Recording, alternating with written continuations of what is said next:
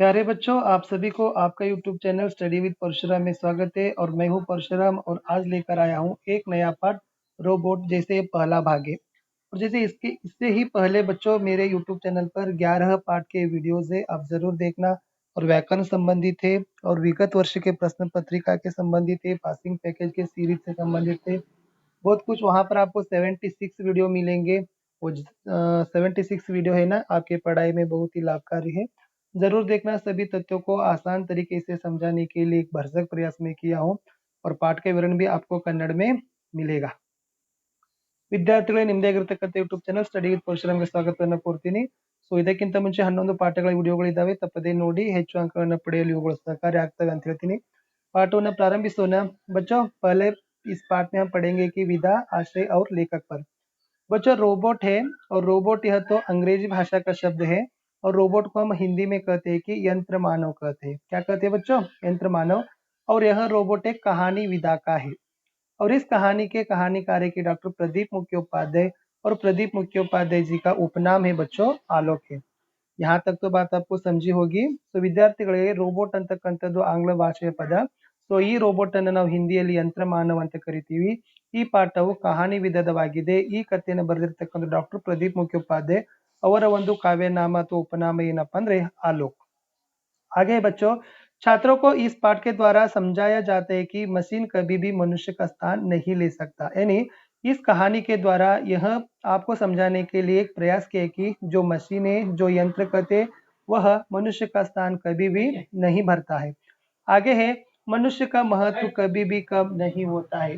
और जैसे मनुष्य का स्थान है, मनुष्य का महत्व का जो समाज में, जो देश में जो स्थान है, उस स्थान को कभी भी कम नहीं होता है। यह प्रयास इस कहानी के द्वारा आपको किया गया है. ವಿದ್ಯಾರ್ಥಿಗಳೇ, ಏನಿದೆಪ್ಪ ಅಂತಂದ್ರೆ ಯಂತ್ರಗಳು ಯಾವತ್ತೂ ಕೂಡ ಮನುಷ್ಯನ ಸ್ಥಾನವನ್ನು ತುಂಬಲಾರವು. ಮತ್ತು ಪ್ರಸ್ತುತವಾಗಿರ್ತಕ್ಕಂಥ ಸಮಾಜದಲ್ಲಿ ದಿನಗಳಲ್ಲಿ ಮನುಷ್ಯನ ಸ್ಥಾನ, ಮನುಷ್ಯನ ಮಹತ್ವ ಎಂದಿಗೂ ಕೂಡ ಕಡಿಮೆ ಆಗೋದಿಲ್ಲ ಅಂತಕ್ಕಂಥ ಒಂದು ವಿಷಯವನ್ನ ಈ ಕಥೆಗಳ ಮೂಲಕ ನಿಮಗೆ ಹೇಳಿದ್ದಾರೆ. ಸೊ ಮುಂದೆ ಇದೆ, पाठ का आशय में है, सक्सेना परिवार नौकर साधोराम को निकालकर रोबोनिल को नियुक्त करते। यानी बच्चों, सक्सेना परिवार एक घर है, ओके। और जैसे एक घरेलू है, और इस घरेलू के मुखिया का नाम है कि बच्चों धीरज सक्सेना। जो धीरज सक्सेना के घर में एक नौकर काम करता था, वह था कि साधोराम। और जैसे ही सक्सेना परिवार के मुख्यस्थ धीरज सक्सेना ने साधोराम को काम कर निकाल कर उसके जगह पर रोबोनिल नामक एक रोबोट को उन्होंने नियुक्त करता है या रख देता है. ವಿದ್ಯಾರ್ಥಿಗಳೇ, ಸಕ್ಸೇನಾ ಮನೆತನದ ಒಬ್ಬ ಮುಖ್ಯಸ್ಥ ಧೀರಜ್ ಸಕ್ಸೇನಾ. ಆ ಧೀರಜ್ ಸಕ್ಸೇನಾ ಮನೆತನದಲ್ಲಿ ಒಬ್ಬ ನೌಕರನಿದ್ದ ಸಾಧುರಾಮ್. ಈ ಸಾಧುರಾಮ್ನವ್ನಿಗೆ ಏನ್ ಮಾಡ್ತಾನಪ್ಪ ಅಂದ್ರೆ ಕೆಲಸದಿಂದ ತೆಗೆದು ಅವನ ಜಾಗದಲ್ಲಿ ರೋಬೋನಿಲ್ ಅಂತಕ್ಕಂಥ ಒಂದು ರೋಬೋಟ್ ಅನ್ನು ಏನ್ ಮಾಡ್ತಾರಪ್ಪ ಅಂದ್ರೆ ಇಡ್ತಾರೆ. रोबोनिल और रोबोट दूसरे रोबोट रोबोदीप की मुलाकात होने पर उन्हें पता चलता है कि साधुराम की अब छुट्टी कर दी जाएगी. ಈ ರೋಬೋನಿಲು ಮತ್ತು ಇನ್ನೊಂದು ರೋಬೋಟ್ ಏನಪ್ಪಾ ಅಂದ್ರೆ ರೋಬೋದೀಪ್. ಈ ಎರಡು ರೋಬೋನಿಲ್ ಮತ್ತು ರೋಬೋದೀಪ್ಗಳು ರೋಬೋಟ್ಗಳ ಹೆಸರುಗಳು. ಇವೆರಡೂಗಳು ಕೂಡ ಭೇಟಿ ಆದಾಗ ಅವ್ರಿಗೆ ಗೊತ್ತಾಗ್ತೈತೆ ಏನಪ್ಪಾ ಅಂದ್ರೆ ಈಗ ಸಾಧುರಾಮ್ ಅಂತಕ್ಕಂಥ ನೌಕರನಿಗೆ ಕೆಲಸದಿಂದ ತೆಗೆದು ಹಾಕವ್ರಿದ್ದಾರೆ. ಉಸ್ಕಿ ನೌಕರಿ ಚಲಿ ಜಾಯೇಗಿ. ಆ ಏನ್ ಮನೆಯಲ್ಲಿ ಒಬ್ಬ ನೌಕರನಾಗಿರ್ತಕ್ಕಂಥ ಒಬ್ಬ ಪದವಿ ಅಂದ್ರ ಆತನ ಒಂದು ಸ್ಥಾನ, ಅವನನ್ನ ಏನ್ ಮಾಡೋರದಾರಪ್ಪ ಅಂದ್ರೆ ಇನ್ನ ತೆಗೆದ್ ಬಿಡೋರದಾರು, ಕೆಲಸದಿಂದ ತೆಗೆದು ಹಾಕೋರಿದಾರು ಸಾಧುರಾಮ್ಗೆ. रोबोनिल और रोबोदीप अपने संघर्ष के द्वारा धीरज सक्सेना को मजबूर करते हैं कि ಸಾಧುರಾಮ್ को दोबारा नौकरी पर रखी जाए. ಇಲ್ಲಿ ಏನ್ ಮಾಡ್ತಾರಪ್ಪ ಅಂದ್ರೆ ಆ ಎರಡು ರೋಬೋಟ್ಗಳು ಯಾರು, ರೋಬೋನಿಲ್ ಮತ್ತು ರೋಬೋದೀಪ್, ಈ ಎರಡು ರೋಬೋನಿಲ್ ಮತ್ತು ರೋಬೋದೀಪ್ಗಳು ಸಂಘರ್ಷವನ್ನ ಮಾಡ್ತಾರೆ. ಯಾರ ಮೇಲಪ್ಪ ಅಂದ್ರೆ ಧೀರಜ್ ಸಕ್ಸೇನಾ. ಆ ಧೀರಜ್ ಸಕ್ಸೇನಾ ಜೊತೆ ಸಂಘರ್ಷವನ್ನ ಮಾಡಿ, ಮಜ್ಬೂರ್ ಅಂದ್ರೆ ಜಬರ್ದಸ್ತಿ ಅಂತ ಕರಿತೀವಿ, ಓಕೆ. ಅವನ ಮೇಲೆ ಒತ್ತಡವನ್ನ ಹೇರ್ತಾರೆ. ಏನ್ ಒತ್ತಡ ಹೇಳ್ತಾರಪ್ಪ ಅಂದ್ರೆ, ಸಾಧುರಾಮ್ ಕೋ ದುಬಾರಾ ನೌಕರಿ ಪರ್ ರಖಿ ಜಾಯೆ. ಮತ್ತೆ ನಿಮ್ಮಲ್ಲಿ ಏನ್ ಮಾಡಬೇಕು, ಸಾಧುರಾಮ್ ಅಂತಕ್ಕಂಥ ನೌಕರಿನ ಮತ್ತೆ ಪುನಃ ಆತನಿಗೆ ಕೆಲಸದಲ್ಲಿ ನೀವು ಇಟ್ಕೊಳ್ಳೇಬೇಕಂತಕ್ಕಂಥ ಒಂದು ಒತ್ತಡ ಎರಡು ರೋಬೋಟ್ಗಳು ರೋಬೋನಿಲ್ ಮತ್ತು ರೋಬೋದೀಪ್ಗಳು ಧೀರಜ್ ಸಕ್ಸೇನಾ ಮೇಲೆ ಹಾಕ್ತಾರೆ. ಮುಂದೆ ಇದೆ, अंत में रोबोदीप खुश होता है कि इनसे यानी उनसे इंसान को कोई नुकसान नहीं झेलना होगा. ಈ ರೋಬೋನಿಲ್ ಮತ್ತು ರೋಬೋದೀಪ್ ಈ ಎರಡು ರೋಬೋಟ್ಗಳಲ್ಲಿ ಕಡೆಯದಾಗಿ ರೋಬೋದೀಪ್ ಅಂತಕ್ಕಂಥ ಒಂದು ರೋಬೋಟ್ಗೆ ಬಹಳಷ್ಟು ಖುಷಿ ಆಗ್ತದ. ಏನಪ್ಪಾ ಅಂತಂದ್ರೆ, ಸೊ ಅವುಗಳಿಂದ ಅಂದ್ರೆ ರೋಬೋಟ್ಗಳಿಂದ ಮನುಷ್ಯನಿಗೆ ಎಂದೂ ಕೂಡ ಏನಾಗೋದಿಲ್ಲಪ್ಪ ಅಂದ್ರ ಹಾನಿಯನ್ನ ಕೊಡಬಾರ್ದು. ಝೇಲ್ನಾ ಇಸ್ಕಾರ್ತೆ ಕಿ ಬಚ್ಚೋ ಭೋಗ್ನಾ, ಓಕೆ. ಅಂದ್ರೆ ಅದನ್ನ ಏನ್ ಮಾಡಬಾರ್ದು, ಅನುಭವವನ್ನ ಮಾಡಬಾರ್ದು. ಅಂದ್ರೆ ಹೊಟ್ಟೆ ಮನುಷ್ಯನಿಗೆ ರೋಬೋಟ್ಗಳಿಂದ ಯಾವುದೇ ರೀತಿಯಾಗಿರ್ತಕ್ಕಂಥ ಹಾನಿ ತಲುಪಬಾರದು, ಹಾನಿ ಆಗಬಾರ್ದಂತಕ್ಕಂಥ ಒಂದು ಉದ್ದೇಶ ಈ ಮಾತು. सो कड़ेयागिರ್ತಕ್ಕಂಥ रोबोट बहळಷ್ಟು खुशी आगತ್ತೆ ಅಂತ ಹೇಳ್ತೀವಿ. बच्चों मैं आशा करता हूँ कि यहाँ तक जो तथ्य आपको समझा होगा. आगे है बच्चों और इस कहानी के शब्दार्थ पर ಈ ಒಂದು ಸ್ಲೈಡ್ ಅಲ್ಲಿ ಪಾಠದಲ್ಲಿ ಇರ್ತಕ್ಕಂಥ ಶಬ್ದಾರ್ಥಗಳ ಬಗ್ಗೆ ಇದೆ. खतरनाक इसका अर्थ है कि खतरे का अपाय ಅಂತ ಕರಿತೀವಿ और मुखिया है, मुखिया को मुखंड कहते हैं कन्नड़ में और नाते इसका अर्थ है कि बच्चों संबंध कहते हैं और वैक्यूम क्लीनर यानी एक वैक्यूम क्लीनर है जैसे डस्टबिन सभी क्लीन करता है. समावेश शब्द का अर्थ होता है कि समावेश है और ऐतराखत इसका अर्थ है कि बच्चों ऐतराज है ना, आपत्ति या संकट कहते हैं इसे. और नब्ज शब्द का अर्थ है कि बच्चों नाड़ी पल्स कहते हैं और पारंगत शब्द का अर्थ है कि बच्चों निपुण अनुभवी अंत करीतीवी और कार्मिक शब्द का अर्थ है बच्चों कार्मिक या श्रमिक नौकर कहते हैं. मुस्तैदी है शब्दों मुस्तैदी शब्द है, मुस्तैदी को हम तत्परता आसक्ति भी कहते हैं. और मुंह आवाजा है, मुंह आवाजा को हम कहते हैं कि बेले मौल्य यानी किसी कार्य के हानि के बदले दिया जाने वाला धन, या किसी कार्य हानि के बदले दिया जाने वाले धन को हम क्या कहते हैं कि मुंह आवाजा. और नजरिया है बच्चों, नजरिया शब्द का अर्थ होता है कि दृष्टिकोण है, सोचने की तरीका है.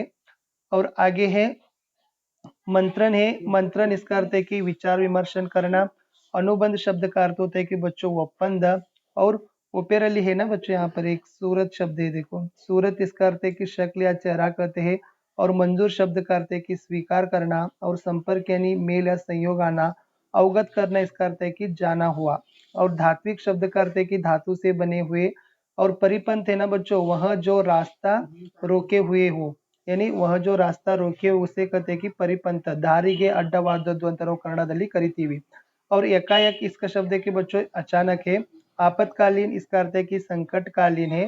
और आह्वान शब्द का अर्थ है कि बच्चों पुकारना या बुलाना. यहाँ तक शब्दार्थ है और आशा करता हूँ कि शब्दार्थ के अर्थ आपको समझ गया होगा. और थोड़ा सा कहानी भी शुरुआत करेंगे क्योंकि कहानी बड़ी है और जैसे मैं 3 जुलाई के अंदर सिलेबस भी कंप्लीट करने के लिए मैं आपको वादा दिया हूँ और मेरे ऊपर भी बहुत कुछ जिम्मेदारी है और इसलिए छोटे छोटे मुद्दों पर मैं आपको समझाने के लिए पूरी तरह से कोशिश करता हूँ. ध्यान से सुनना है और चाहे आपको क्या करने की बार बार एक बार नहीं समझ में आने से दोबारा वीडियो को देखिए, तो आपको पूरी तरह से समझ में आने के लिए समझेगा, आपको उसमें कोई दिक्कत की बात नहीं है. ओके, आराम से, क्योंकि यहाँ से मैं तथ्य और वाक्यों को छोटे छोटे रूप में मैं आपको आपके सामने समझाने के लिए मैं प्रयास करता हूँ. बच्चों यह है, वर्षों से सक्सेना परिवार में काम कर रहा था साधुराम, यानी कई वर्षों से जो सक्सेना परिवार में एक नौकर काम रहा था साधुराम. ಅಂದ್ರೆ ಎಷ್ಟೋ ವರ್ಷಗಟ್ಟಲೆ ಏನಾಗಿತ್ತಪ್ಪ ಅಂದ್ರೆ ಸಕ್ಸೇನಾ ಮನೆತನದಲ್ಲಿ ಸಾಧುರಾಮ್ ಅಂತಕ್ಕಂಥ ಒಬ್ಬ ನೌಕರ ಕೆಲಸವನ್ನ ಮಾಡ್ತಿದ್ದ.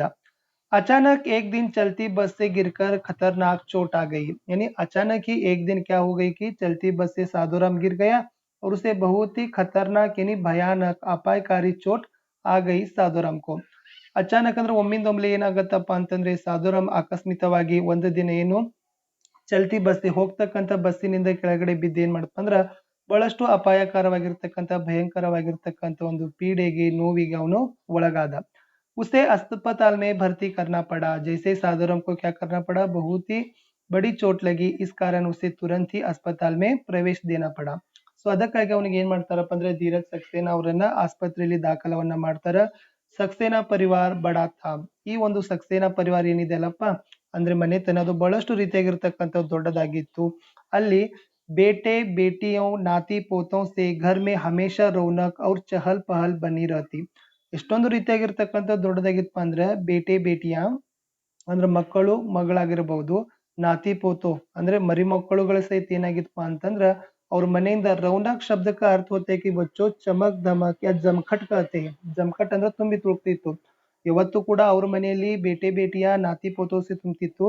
चहल पहल इसका अर्थ है कि बच्चों आने जाने, बहुत लोगों की आने जाने वाली क्रिया को चहल पहल कहते हैं. ಮನೆಯಲ್ಲಿ ಬಹಳಷ್ಟು ಜನ ಬಂತಂದ್ರೆ ಬರ್ತಕ್ಕಂಥ ಹೋಗೋದು ಒಳಗಡೆ ಬರೋದು ಹೋಗೋದು ಅಂತಕ್ಕಂಥ ನಾವು ಚಹಲ್ ಪಹಲ್ ಅಂತ ಕಿರ್ತಕ್ಕಂಥ ಅಂತ ಕರಿತೀವಲ್ಲ ಅದು. ಸೊ ಈ ತರನಾಗಿರ್ತಕ್ಕಂಥ ಬೇಟಿ ಬೇಟಿಯ ನಾತಿ पोतों से साधुराम का घर हमेशा रौनक और चहल पहल में था. साधोराम के अस्पताल पहुंच जाने से सभी का तकलीफ बढ़ गई। जैसे घर में नौकर था साधोराम बच्चों, और साधोराम अस्पताल में भर्ती होना पड़ा। इस कारण घर में रहने वाले सभी सदस्यों को तकलीफ संकट है ना, वो बहुत ही बढ़ गई। ಸೊ ಇಲ್ಲಿ ಸಾಧೋರಾಮ್ ಆಸ್ಪತ್ರೆಯಲ್ಲಿ ಪ್ರವೇಶವನ್ನು ಪಡೆದ ನಂತರ ಮನೆಯಲ್ಲಿರ್ತಕ್ಕಂಥ ಎಲ್ಲಾ ಸದಸ್ಯರ ಒಂದು ಕಷ್ಟಗಳು ಏನಾಗ್ತಾವಪ್ಪ ಅಂದ್ರೆ ಹೆಚ್ಚಾಗ್ತಾವ। धीरज सक्सेना से परिवार वाले का यह दुख नहीं देखा गया। यानी जो सक्सेना परिवार का घर का मुखिया जो है ना बच्चों, जो धीरज सक्सेना है, जो धीरज सक्सेना यह किया कि जो सक्सेना परिवार वाले के सदस्यों को जो उनका तकलीफ या दुख उसे नहीं देख पाया, तभी परिवार के मुखिया के नाते उन्होंने कोई फैसला किया। जैसे सक्सेना परिवार के मुखिया होते ही उन्होंने यानी सक्सेना धीरज सक्सेना एक फैसला या निर्णय लेता है। इस फैसले के तहत अगले रोज वह रोबोटिक्स कारपोरेशन के कार्यालय पर जा पहुंचे। यानी जो घर के सभी सदस्यों को तकलीफें देकर धीरज सक्सेना यह निर्णय लेता है कि अगले दिन ही रोबोटिक्स ಕಾರ್ಪೊರೇಷನ್ में जाकर पहुंचने की। ಸೊ ಮನೆಯಲ್ಲಿ ತುಂಬಾ ಒಂದು ಜನರ ಒಂದು ಸದಸ್ಯರ ಒಂದು ಕಷ್ಟಗಳನ್ನ ನೋಡಕ್ ಆಗೋದಿಲ್ಲ ಧೀರಜ್ ಸಕ್ಸೇನಾಗೆ। ಅದಕ್ಕಾಗಿ ಅವ್ರು ಒಂದು ನಿರ್ಣಯವನ್ನ ಮಾಡ್ತಾನಪ್ಪ ಅಂದ್ರೆ ಏನಪ್ಪಾ ಅಂದ್ರೆ, ನಾನ್ ಮರುದಿನನೇ ಏನ್ ಮಾಡ್ತೀನಿ, ಬೆಳಿಗ್ಗೆ ರೋಬೋಟಿಕ್ಸ್ ಕಾರ್ಪೊರೇಷನ್ ಒಂದು ಕಾರ್ಯಾಲಯಕ್ಕೆ ಹೋಗಿ ಮುಟ್ತೀನಿ ಅಂತಕ್ಕಂಥ ಒಂದು ನಿರ್ಣಯ ಸೊ ಕುಟುಂಬದ ಮುಖ್ಯಸ್ಥನಾಗಿ ಅವ್ರು ಏನ್ ಮಾಡ್ತಾರಪ್ಪ ಅಂದ್ರೆ ತಗೊಳ್ತಾರೆ। ಸೊ ಇಷ್ಟಿತ್ತು ಈ ಕಥೆಯಲ್ಲಿ ಇರ್ತಕ್ಕಂಥ ಇನ್ನು ಏನೆಲ್ಲ ಇದೆ ಅಂತಕ್ಕಂಥದ್ದನ್ನು ಮುಂದಿನ ವಿಡಿಯೋದಲ್ಲಿ ನೋಡೋಣ। प्यारे मित्रों, आप सभी को आपके YouTube channel study with Parashuram में स्वागत है और मैं हूं परशुराम। यह है रोबोट पाठ का दूसरा भाग। और जैसे इसके पहले भाग के वीडियो में मैं पाठ का विधा, आशय, लेखक, शब्दार्थ और पाठ का शुरुआत भी किया हूं। उस वीडियो आपको जरूर देखना है क्योंकि इससे ही पहले आपको तथ्य जानना बहुत जरूरत है बच्चों। ठीक है, आगे पाठ का शुरुआत ही करेंगे। यह है रोबोट पाठ और रोबोट पाठ एक कहानी विधा का है और इसके कहानीकार है कि डॉक्टर प्रदीप मुखोपाध्याय और इनका उपनाम है बच्चों आलोक है। और इस पाठ से हम यह समझ सकते हैं कि मशीन कभी भी मनुष्य का स्थान नहीं भरता है और मनुष्य का महत्व कभी भी कम नहीं होता है। ವಿದ್ಯಾರ್ಥಿಗಳಿಗೆ ಈ ಒಂದು ಪಾಠ ಈ ರೋಬೋಟ್ ಪಾಠ ಮುಖ್ಯವಾಗಿ ಕಥೆ ವಿಧಾನವಾಗಿದೆ। ಸೊ ಕಥೆ ವಿಧದಲ್ಲಿರ್ತಕ್ಕಂಥ ಈ ಪಾಠವನ್ನು ಬರೆದಿರ್ತಕ್ಕಂಥವ್ರು ಡಾಕ್ಟರ್ ಪ್ರದೀಪ್ ಮುಖ್ಯೋಪಾಧ್ಯಾಯ, ಇವರ ಒಂದು ಉಪನಾಮ ಆಲೋಕ್ ಅಂತ ಕರಿತೀವಿ। ಈ ಪಾಠದ ಮುಖ್ಯ ಆಶಯ ಏನಪ್ಪಾ ಅಂತಂದ್ರೆ, ಯಂತ್ರಗಳು ಯಾವತ್ತೂ ಕೂಡ ಮನುಷ್ಯನ ಸ್ಥಾನವನ್ನು ತುಂಬಲಾರರು ಮತ್ತು ಮನುಷ್ಯನ ಮಹತ್ವವು ಎಂದಿಗೂ ಕೂಡ ಕಡಿಮೆ ಆಗಲಾರದು। पाठವನ್ನು ಪ್ರಾರಂಭಿಸೋಣ। ಪಾಠದಲ್ಲಿರ್ತಕ್ಕಂಥ ಮುಂದಿನ ವಿಷಯ ಹೀಗಿದೆ। वर्ष 2030 के नवंबर का महीना था। यानी बच्चों यह जो कहानी है ना, यह कहानी भविष्य की कहानी है। आने वाले पूर्वापर कहानी को आपके पास दर्शाने के एक प्रयास करा है और इसलिए यहाँ पर दिया गया है कि यह 2030 नवंबर का महीना की घटना है। ವಿದ್ಯಾರ್ಥಿಗಳಿಗೆ ಇದು ಮುಂಬರ್ತಕ್ಕಂಥ ಒಂದು ಭವಿಷ್ಯದಲ್ಲಿರ್ತಕ್ಕಂಥ ಕಥೆಯನ್ನು ಹೇಳ್ತಕ್ಕಂಥ ಒಂದು ಪಾಠವಾಗಿದೆ। ಸೊ ಮುಂಬರ್ತಕ್ಕಂಥ 2030 ನವೆಂಬರ್ ತಿಂಗಳು ಇದಾಗಿದೆ, ಅಲ್ಲಿನ ಒಂದು ಕಥೆ ಇದು। दफ्तर अभी भी खुला ही था। बच्चों दफ्तर है ना, दफ्तर शब्द का अर्थ होता है कि ऑफिस, कचेरी। और जैसे उस कचेरी अभी भी खुला था यानी ओपन ही था, अಲ್ಲಿರ್ತಕ್ಕಂಥ ಕಚೇರಿ ಇನ್ನೂ ತೆರೆದೇ ಇತ್ತು। एक रोबोट वैक्यूम क्लीनर से दफ्तर के फर्श को साफ कर रहा था। यानी उस वहां पर जो दफ्तर में एक रोबोट ने वैक्यूम क्लीनर के साथ, बच्चों वैक्यूम क्लीनर कहते हैं ना, ये एक सफाई करने का एक मशीन है। जो सफाई करने का एक मशीन को वैक्यूम क्लीनर कहते हैं। यह वैक्यूम क्लीनर ने जो ऑफिस के, कचहरी के, दफ्तर के फर्श यानी टाइल्स, ನೆಲಹಾಸು ಸಾಫ್ कर रहा था। ಆ ಒಂದು ಕಚೇರಿಯಲ್ಲಿ ಏನಾಗಿತ್ತಪ್ಪ ಅಂದ್ರೆ, ಒಂದು ರೋಬೋಟ್ ವ್ಯಾಕ್ಯೂಮ್ ಕ್ಲೀನರ್ ನ ಸಹಾಯದಿಂದ ಕೆಳಗಿನ ನೆಲಹಾಸನ್ನ ಸ್ವಚ್ಛಗೊಳಿಸ್ತಾ ಇತ್ತು। ವ್ಯಾಕ್ಯೂಮ್ ಕ್ಲೀನರ್ ಅಂದ್ರೆ ಸ್ವಚ್ಛಗೊಳಿಸ್ತಕ್ಕಂಥ ಒಂದು ಸಾಧನ ಅಂತ ಕರಿತೀವಿ। कंप्यूटर विद कृत्रिम बुद्धि आर्टिफिशियल इंटेलिजेंस के समावेश रोबोट में करने में सफल हो गए थे। जैसे बच्चों जो रोबोट काम करने में प्रमुख ही कारण है कि उसमें से कंप्यूटर विद कृत्रिम बुद्धि, यही हम कहते हैं कि कंप्यूटराइज्ड आर्टिफिशियल इंटेलिजेंस। ಇಲ್ಲಿ ರೋಬೋಟ್ಗಳು ಕೆಲಸ ಮಾಡಲಿಕ್ಕೆ ಸಹಾಯವನ್ನ ಅಥವಾ ರೋಬೋಟ್ಗಳು ಕೆಲಸ ಮಾಡಲಿಕ್ಕೆ ಸಫಲತೆಯನ್ನು ಹೊಂದಲಿಕ್ಕೆ ಇರ್ತಕ್ಕಂಥ ಮುಖ್ಯವಾಗಿ ಒಂದು ಅಂಶ ಏನಪ್ಪಾ ಅಂದ್ರೆ, ಕಂಪ್ಯೂಟರ್ ವಿತ್ ಕೃತ್ರಿಮ ಬುದ್ಧಿ, ಕಂಪ್ಯೂಟರ್ ಇರ್ತಕ್ಕಂಥ ಕೃತಕ ಬುದ್ಧಿಮತ್ತೆಯ ಸಹಾಯದಿಂದ ಇವತ್ತು ರೋಬೋಟ್ಗಳು ಏನ್ ಮಾಡ್ತಾವಪ್ಪ ಅಂದ್ರೆ ಕೆಲಸವನ್ನು ಸಂಪೂರ್ಣ ಪ್ರಮಾಣದಲ್ಲಿ ಯಶಸ್ಸಾಗಿ ಮಾಡ್ತಾ ಇದ್ದಾವೆ। कुछ रोबोटों में तो मानवीय संवेदना के गुण पैदा करने में कंप्यूटर विद एवं रोबोटिक वैज्ञानिकों ने सफलता मिली थी। आದ್ರೆ ಕೆಲವೊಂದಿಷ್ಟು ರೋಬೋಟ್ಗಳಲ್ಲಿ जैसे कुछ रोबोट है, उस रोबोट में हम मानवीय संवेदना, जैसे मानवीय संवेदना यह कह सकते कि हंसना, रोना, गाना गाना, ओके, अलग प्रकार के नृत्य करना, यानी मानवीय संवेदनाओं को प्रकट करना, इस प्रकार के रोबोट भी आज निर्माण कर रहे हैं। कौन कर रहे हैं? ಕಂಪ್ಯೂಟರ್ ವಿತ್ ರೋಬೋಟಿಕ್ ವೈಜ್ಞಾನಿಕವನ್ನೇ. ಸೊ ಇಲ್ಲಿ ಇವತ್ತು ಕೆಲವೊಂದಿಷ್ಟು ರೋಬೋಟ್ಗಳು ಮನುಷ್ಯನಲ್ಲಿರ್ತಕ್ಕಂಥ ಭಾವನಾತ್ಮಕ ಸಂವೇದನೆಗಳನ್ನ ಸಹಿತ ವ್ಯಕ್ತಪಡಿಸ್ತಕ್ಕಂಥ ಒಂದು ರೋಬೋಟ್ಗಳನ್ನ ಇವತ್ತು ಕಂಪ್ಯೂಟರವನ್ನು ಮಾಡ್ತಕ್ಕಂಥ ತಜ್ಞರಾಗಿರ್ಬೋದು, ಆಮೇಲೆ ರೋಬೋಟ್ನ ವಿಜ್ಞಾನಿಗಳು ಇವತ್ತು ಮಾಡುವುದರಲ್ಲಿ ಸಂಪೂರ್ಣವಾಗಿ ಸಫಲರಾಗಿದ್ದಾರೆ ಅಂತ ಹೇಳ್ತೀವಿ. बच्चों यहाँ तक की बात आपको क्लियर होगी। आगे है, काउंटर पर बैठे एक रोबोट ने ही धीरज सक्सेना का स्वागत किया। यानी एक दफ्तर है, दफ्तर यानी कचहरी, और उस कचहरी में एक काउंटर पर, जैसे हम कहते हैं कि स्वागत काउंटर कहते हैं ना, जो आने वाले सभी जो ग्राहकों के लिए स्वागत करता है, रिसेप्शनिस्ट काउंटर कहते हैं। जिस काउंटर में एक रोबोट बैठा था, वह रोबोट ने धीरज सक्सेना को स्वागत किया। ಇಲ್ಲಿ ಆ ಒಂದು ಕಚೇರಿಯಲ್ಲಿ ಏನಿರ್ತಿತ್ತಪ್ಪ ಅಂದ್ರೆ ಒಂದು ಸ್ವಾಗತಕಾರರಂತ ಇರ್ತದ, ದೊಡ್ಡ ದೊಡ್ಡ ರೀತಿಯಾಗಿರ್ತಕ್ಕಂಥ ಮಾಲ್ಗಳಲ್ಲಿ, ಅಂಗಡಿಗಳಲ್ಲಿ. ಆ ಸ್ವಾಗತಕಾರರ ಕೌಂಟರ್ನಲ್ಲಿ ಒಂದು ರೋಬೋಟ್ ಏನ್ ಮಾಡಿತ್ತಪ್ಪ ಅಂದ್ರೆ ಧೀರಜ್ ಸಕ್ಸೇನಾ ಅವರನ್ನ ಸ್ವಾಗತವನ್ನ ಮಾಡಿತು. ಜಿ ಶ್ರೀಮಾನ್ ಮೈ ಆಪ್ಕೆ ಲಿಯೆ ಕ್ಯಾ ಕರ್ ಸಕ್ತಾ ಹೂಂ. ಆ ರೋಬೋಟ್ ಏನ್ ಹೇಳ್ತಿತ್ತಪ್ಪ ಅಂದ್ರೆ ಧೀರಜ್ ಸಕ್ಸೇನಾಗೆ, ಶ್ರೀಮಾನರೇ, ಮಾನ್ಯರೇ, ನಾನು ನಿಮ್ಗೆ ಏನ್ ಸಹಾಯವನ್ನ ಮಾಡ್ಲಿ ಅಂತ ಹೇಳ್ತದ. जवाब में धीरज सक्सेना बोले, मुझे घरेलू कामकाज के लिए बुद्धिमान रोबोट की जरूरत है. ಆ ಒಂದು ಕೌಂಟರ್ನಲ್ಲಿ ಕೇಳಿರ್ತಕ್ಕಂಥ ರೋಬೋಟ್ನ ಪ್ರಶ್ನೆಗೆ ಇಲ್ಲಿ ಧೀರಜ್ ಸಕ್ಸೇನಾ ಅವ್ರು ಏನ್ ಹೇಳ್ತಾರಪ್ಪ ಅಂದ್ರೆ, मुझे घरेलू कामकाज के लिए, घरेलू कामकाज जिस करते कि गृहोपयोगी काम करने के लिए, गृह के कार्यकलापों को जारी करने के लिए मुझे एक बुद्धिमान रोबोट की जरूरत यानी आवश्यक है.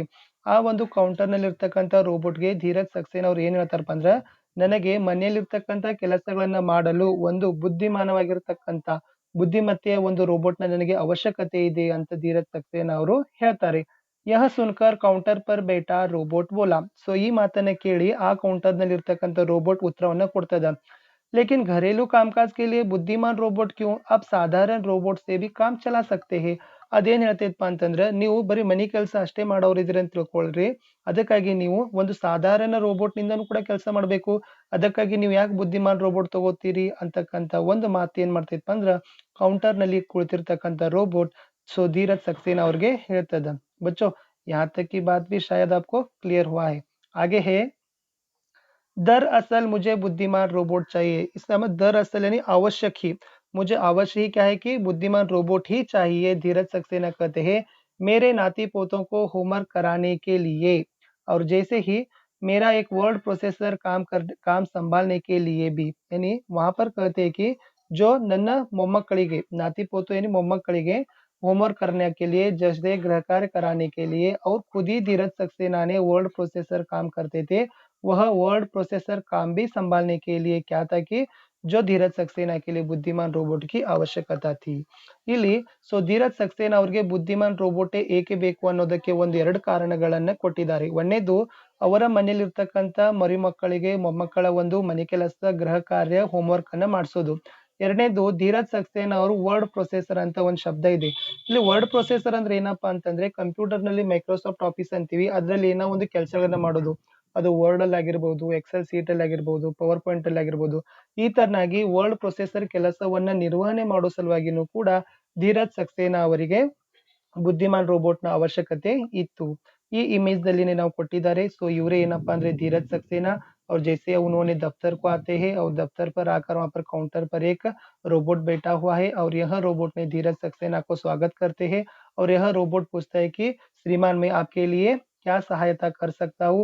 और धीरज सक्सेना ने कहते हैं कि मुझे घरेलू कामकाज के लिए एक बुद्धिमान रोबोट की आवश्यकता है. फिर काउंटर पर बैठा हुआ रोबोट फिर कहता है कि लेकिन घरेलू कामकाज के लिए साधारण रोबोट से भी काम चला सकते हैं. फिर धीरज सक्सेना ने उत्तर देता है कि मेरे नाती पोतों का होमवर्क कराने के लिए और वर्ड प्रोसेसर का काम संभालने के लिए मुझे आवश्यक ही बुद्धिमान रोबोट की जरूरत थी.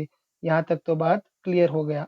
आगे है बच्चों, फिर ठीक है जैसी आपकी मर्जी यानी आपकी इच्छा. फिर काउंटर पर बैठा हुआ रोबोट कहता है कि आपकी मर्जी. ಅವಾಗ ಕೌಂಟರ್ದಲ್ಲಿರ್ತಕ್ಕಂಥ ರೋಬೋಟ್ ಹೇಳ್ತೈತೆ ಅಂದ್ರೆ, ಆಯ್ತು ಅದು ನಿಮ್ಮ ಇಷ್ಟ. जब आप ज्यादा कीमत चुकाकर बुद्धिमान रोबोट की सेवाएं लेने के लिए तैयारी है, तो हमें भला क्या ऐतराज हो सकता है. ಸೊ ಅವಾಗ ಏನ್ ಹೇಳ್ತೈತಪ್ಪ ಅಂತಂದ್ರೆ, ನೀವು ಹೆಚ್ಚು ಹಣವನ್ನು ಕೊಟ್ಟು, ಜಾದಾ ಕಿಮತ್, ಸೊ ನೀವು ಹೆಚ್ಚು ಒಂದು ಹಣವನ್ನು ಕೊಟ್ಟು ಒಂದು ಉತ್ತಮವಾಗಿರತಕ್ಕಂತ ಒಂದು ಬುದ್ಧಿಮಾನ್ ರೋಬೋಟ್ ಅನ್ನು ತೆಗೆದುಕೊಂಡ್ರೆ ಅದರಲ್ಲಿ ಒಳ್ಳೇದಿದೆ, ಹಮೇ ಭಲ, ಸೊ ಒಳ್ಳೇದು. ಐತರಾಜ್ ಇಸ್ಕ ಶಬ್ದ ಹೋತಾ है कि बच्चों आपत्ति, ಇದರಿಂದ ನಮಗೇನೋ ರೀತಿಯಾಗಿರ್ತಕ್ಕಂಥ ದೋಷ, ಕೆಡುಕು ಇಲ್ಲ ಅಂತ ಏನ್ ಮಾಡ್ತೈತಪ್ಪ ಅಂತಂದ್ರ ಆ ಬುದ್ಧಿಮಾನ್ ಅದು ಕೌಂಟರ್‌ದಲ್ಲಿರ್ತಕ್ಕಂಥ ರೋಬೋಟು ಧೀರಜ್ ಸಕ್ಸೇನಾ ಅವ್ರಿಗೆ ಹೇಳ್ತದ. ಗೊತ್ತೈತಲ್ಲ? जैसे आप ज़्यादा कीमत चुकाकर बुद्धिमान रोबोट की सेवाएँ लेने के लिए तैयारी है, तो हमें भला क्या ऐतराज़ हो सकता है? ಸೊ ಅದು ನಮ್ಗೆ ಒಳ್ಳೇದು, ನಮ್ಗೇನ್ ಅದ್ರಿಂದ ಯಾವುದೇ ತರನಾಗಿರ್ತಕ್ಕಂಥ ದೋಷ ಇಲ್ಲ. ನೀವು ಹೆಚ್ಚು ಹಣ ಪಾವತಿಯನ್ನ ಮಾಡಿ ಒಂದು ಬುದ್ಧಿಮಾನ್ ರೋಬೋಟ್ ಅನ್ನು ತೆಗೆದುಕೊಳ್ಳುವುದರಿಂದ ಅಂತ ಕೌಂಟರ್‌ದಲ್ಲಿ ಕುಳಿತಿರ್ತಕ್ಕಂಥ ಏನ್ ಮಾಡ್ತಿತ್ತಪ್ಪ ಅಂದ್ರೆ ರೋಬೋಟ್ ಅದು ಹೇಳ್ತದ. ಅವಾಗ ಮತ್ತೆ ಧೀರಜ್ ಸಕ್ಸೇನಾ ಅವ್ರು ಹೇಳ್ತಾರ, धीरज सक्सेना को यह रोबोट बहुत ही व्यवहार कुशल और ಚಾಲಾಕ್ ಲಗ. ಆ ಕೌಂಟರ್‌ದಲ್ಲಿ ಕುಂತಿರ್ತಕ್ಕಂಥ ಏನ್ ರೋಬೋಟ್ ಇತ್ತಲ್ಲ, ಆ ರೋಬೋಟ್ ಏನ್ ಅನಿಸ್ತೈತಪ್ಪ ಅಂದ್ರೆ ಧೀರಜ್ ಸಕ್ಸೇನಾಗೆ ಬಹಳಷ್ಟು ರೀತಿಯಾಗಿರ್ತಕ್ಕಂಥ ವ್ಯವಹಾರ ಕುಶಲ.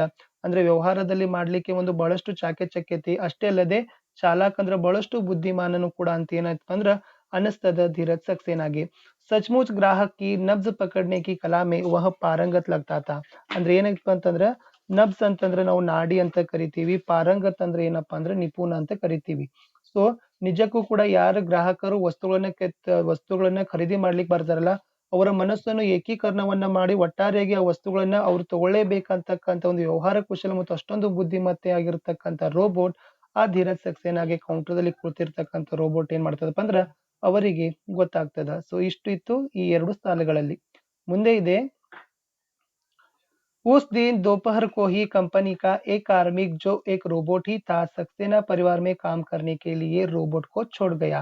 ಅದೇ ದಿನ ಮಧ್ಯಾಹ್ನ ಏನಾಗ್ತಿತ್ತು ಅಂದ್ರ ಅದೇ ಒಂದು ಕಂಪನಿ ಕಚೇರಿಯಲ್ಲಿ ಕೆಲಸ ಮಾಡ್ತಿಕ್ಕಂತ ಒಬ್ಬ ನೌಕರ, ಕಾರ್ಮಿಕ ಅಂದ್ರೆ ನೌಕರ, ಈ ಕಾರ್ಮಿಕನು ಕೂಡ ರೋಬೋಟ್ ಇದ್ದಾನೆ ನೆನಪಿಟ್ಕೊಡ್ರಿ.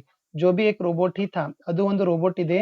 सक्सेना परिवार में काम करने के लिए रोबोनिल को छोड़ गया. ಆ ಸಕ್ಸೇನಾ ಮನೆಯಲ್ಲಿ ಕೆಲಸವನ್ನ ಮಾಡ್ಲಿಕ್ಕೆ ಒಂದು ರೋಬೋಟ್ ಅನ್ನ ಬಿಟ್ಟು ಹೋಗ್ತಾರೆ. ಅದೇ ರೋಬೋಟ್ ನ ಹೆಸರು ಏನಪ್ಪಾ ಅಂದ್ರೆ ರೋಬೋನಿಲ್. जैसे धीरज सक्सेना के घर में रहने वाले रोबोट का नाम ही रोबोनिल है.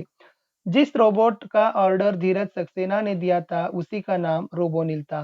ಸೊ ಯಾವ ರೋಬೋಟ್ ಅನ್ನು ಆ ಒಂದು ಕಚೇರಿಯಲ್ಲಿ ಕೊಟ್ಟಿದ್ರಲ್ಲ ಧೀರಜ್ ಸಕ್ಸೇನಾ ಅವರು, ಅದೇ ರೋಬೋಟ್ ನ ಹೆಸರು ಏನಾಗಿತ್ತಪ್ಪ ಅಂದ್ರೆ ರೋಬೋನಿಲ್ ಆಗಿತ್ತು ಅಂತ ಹೇಳ್ತೀವಿ.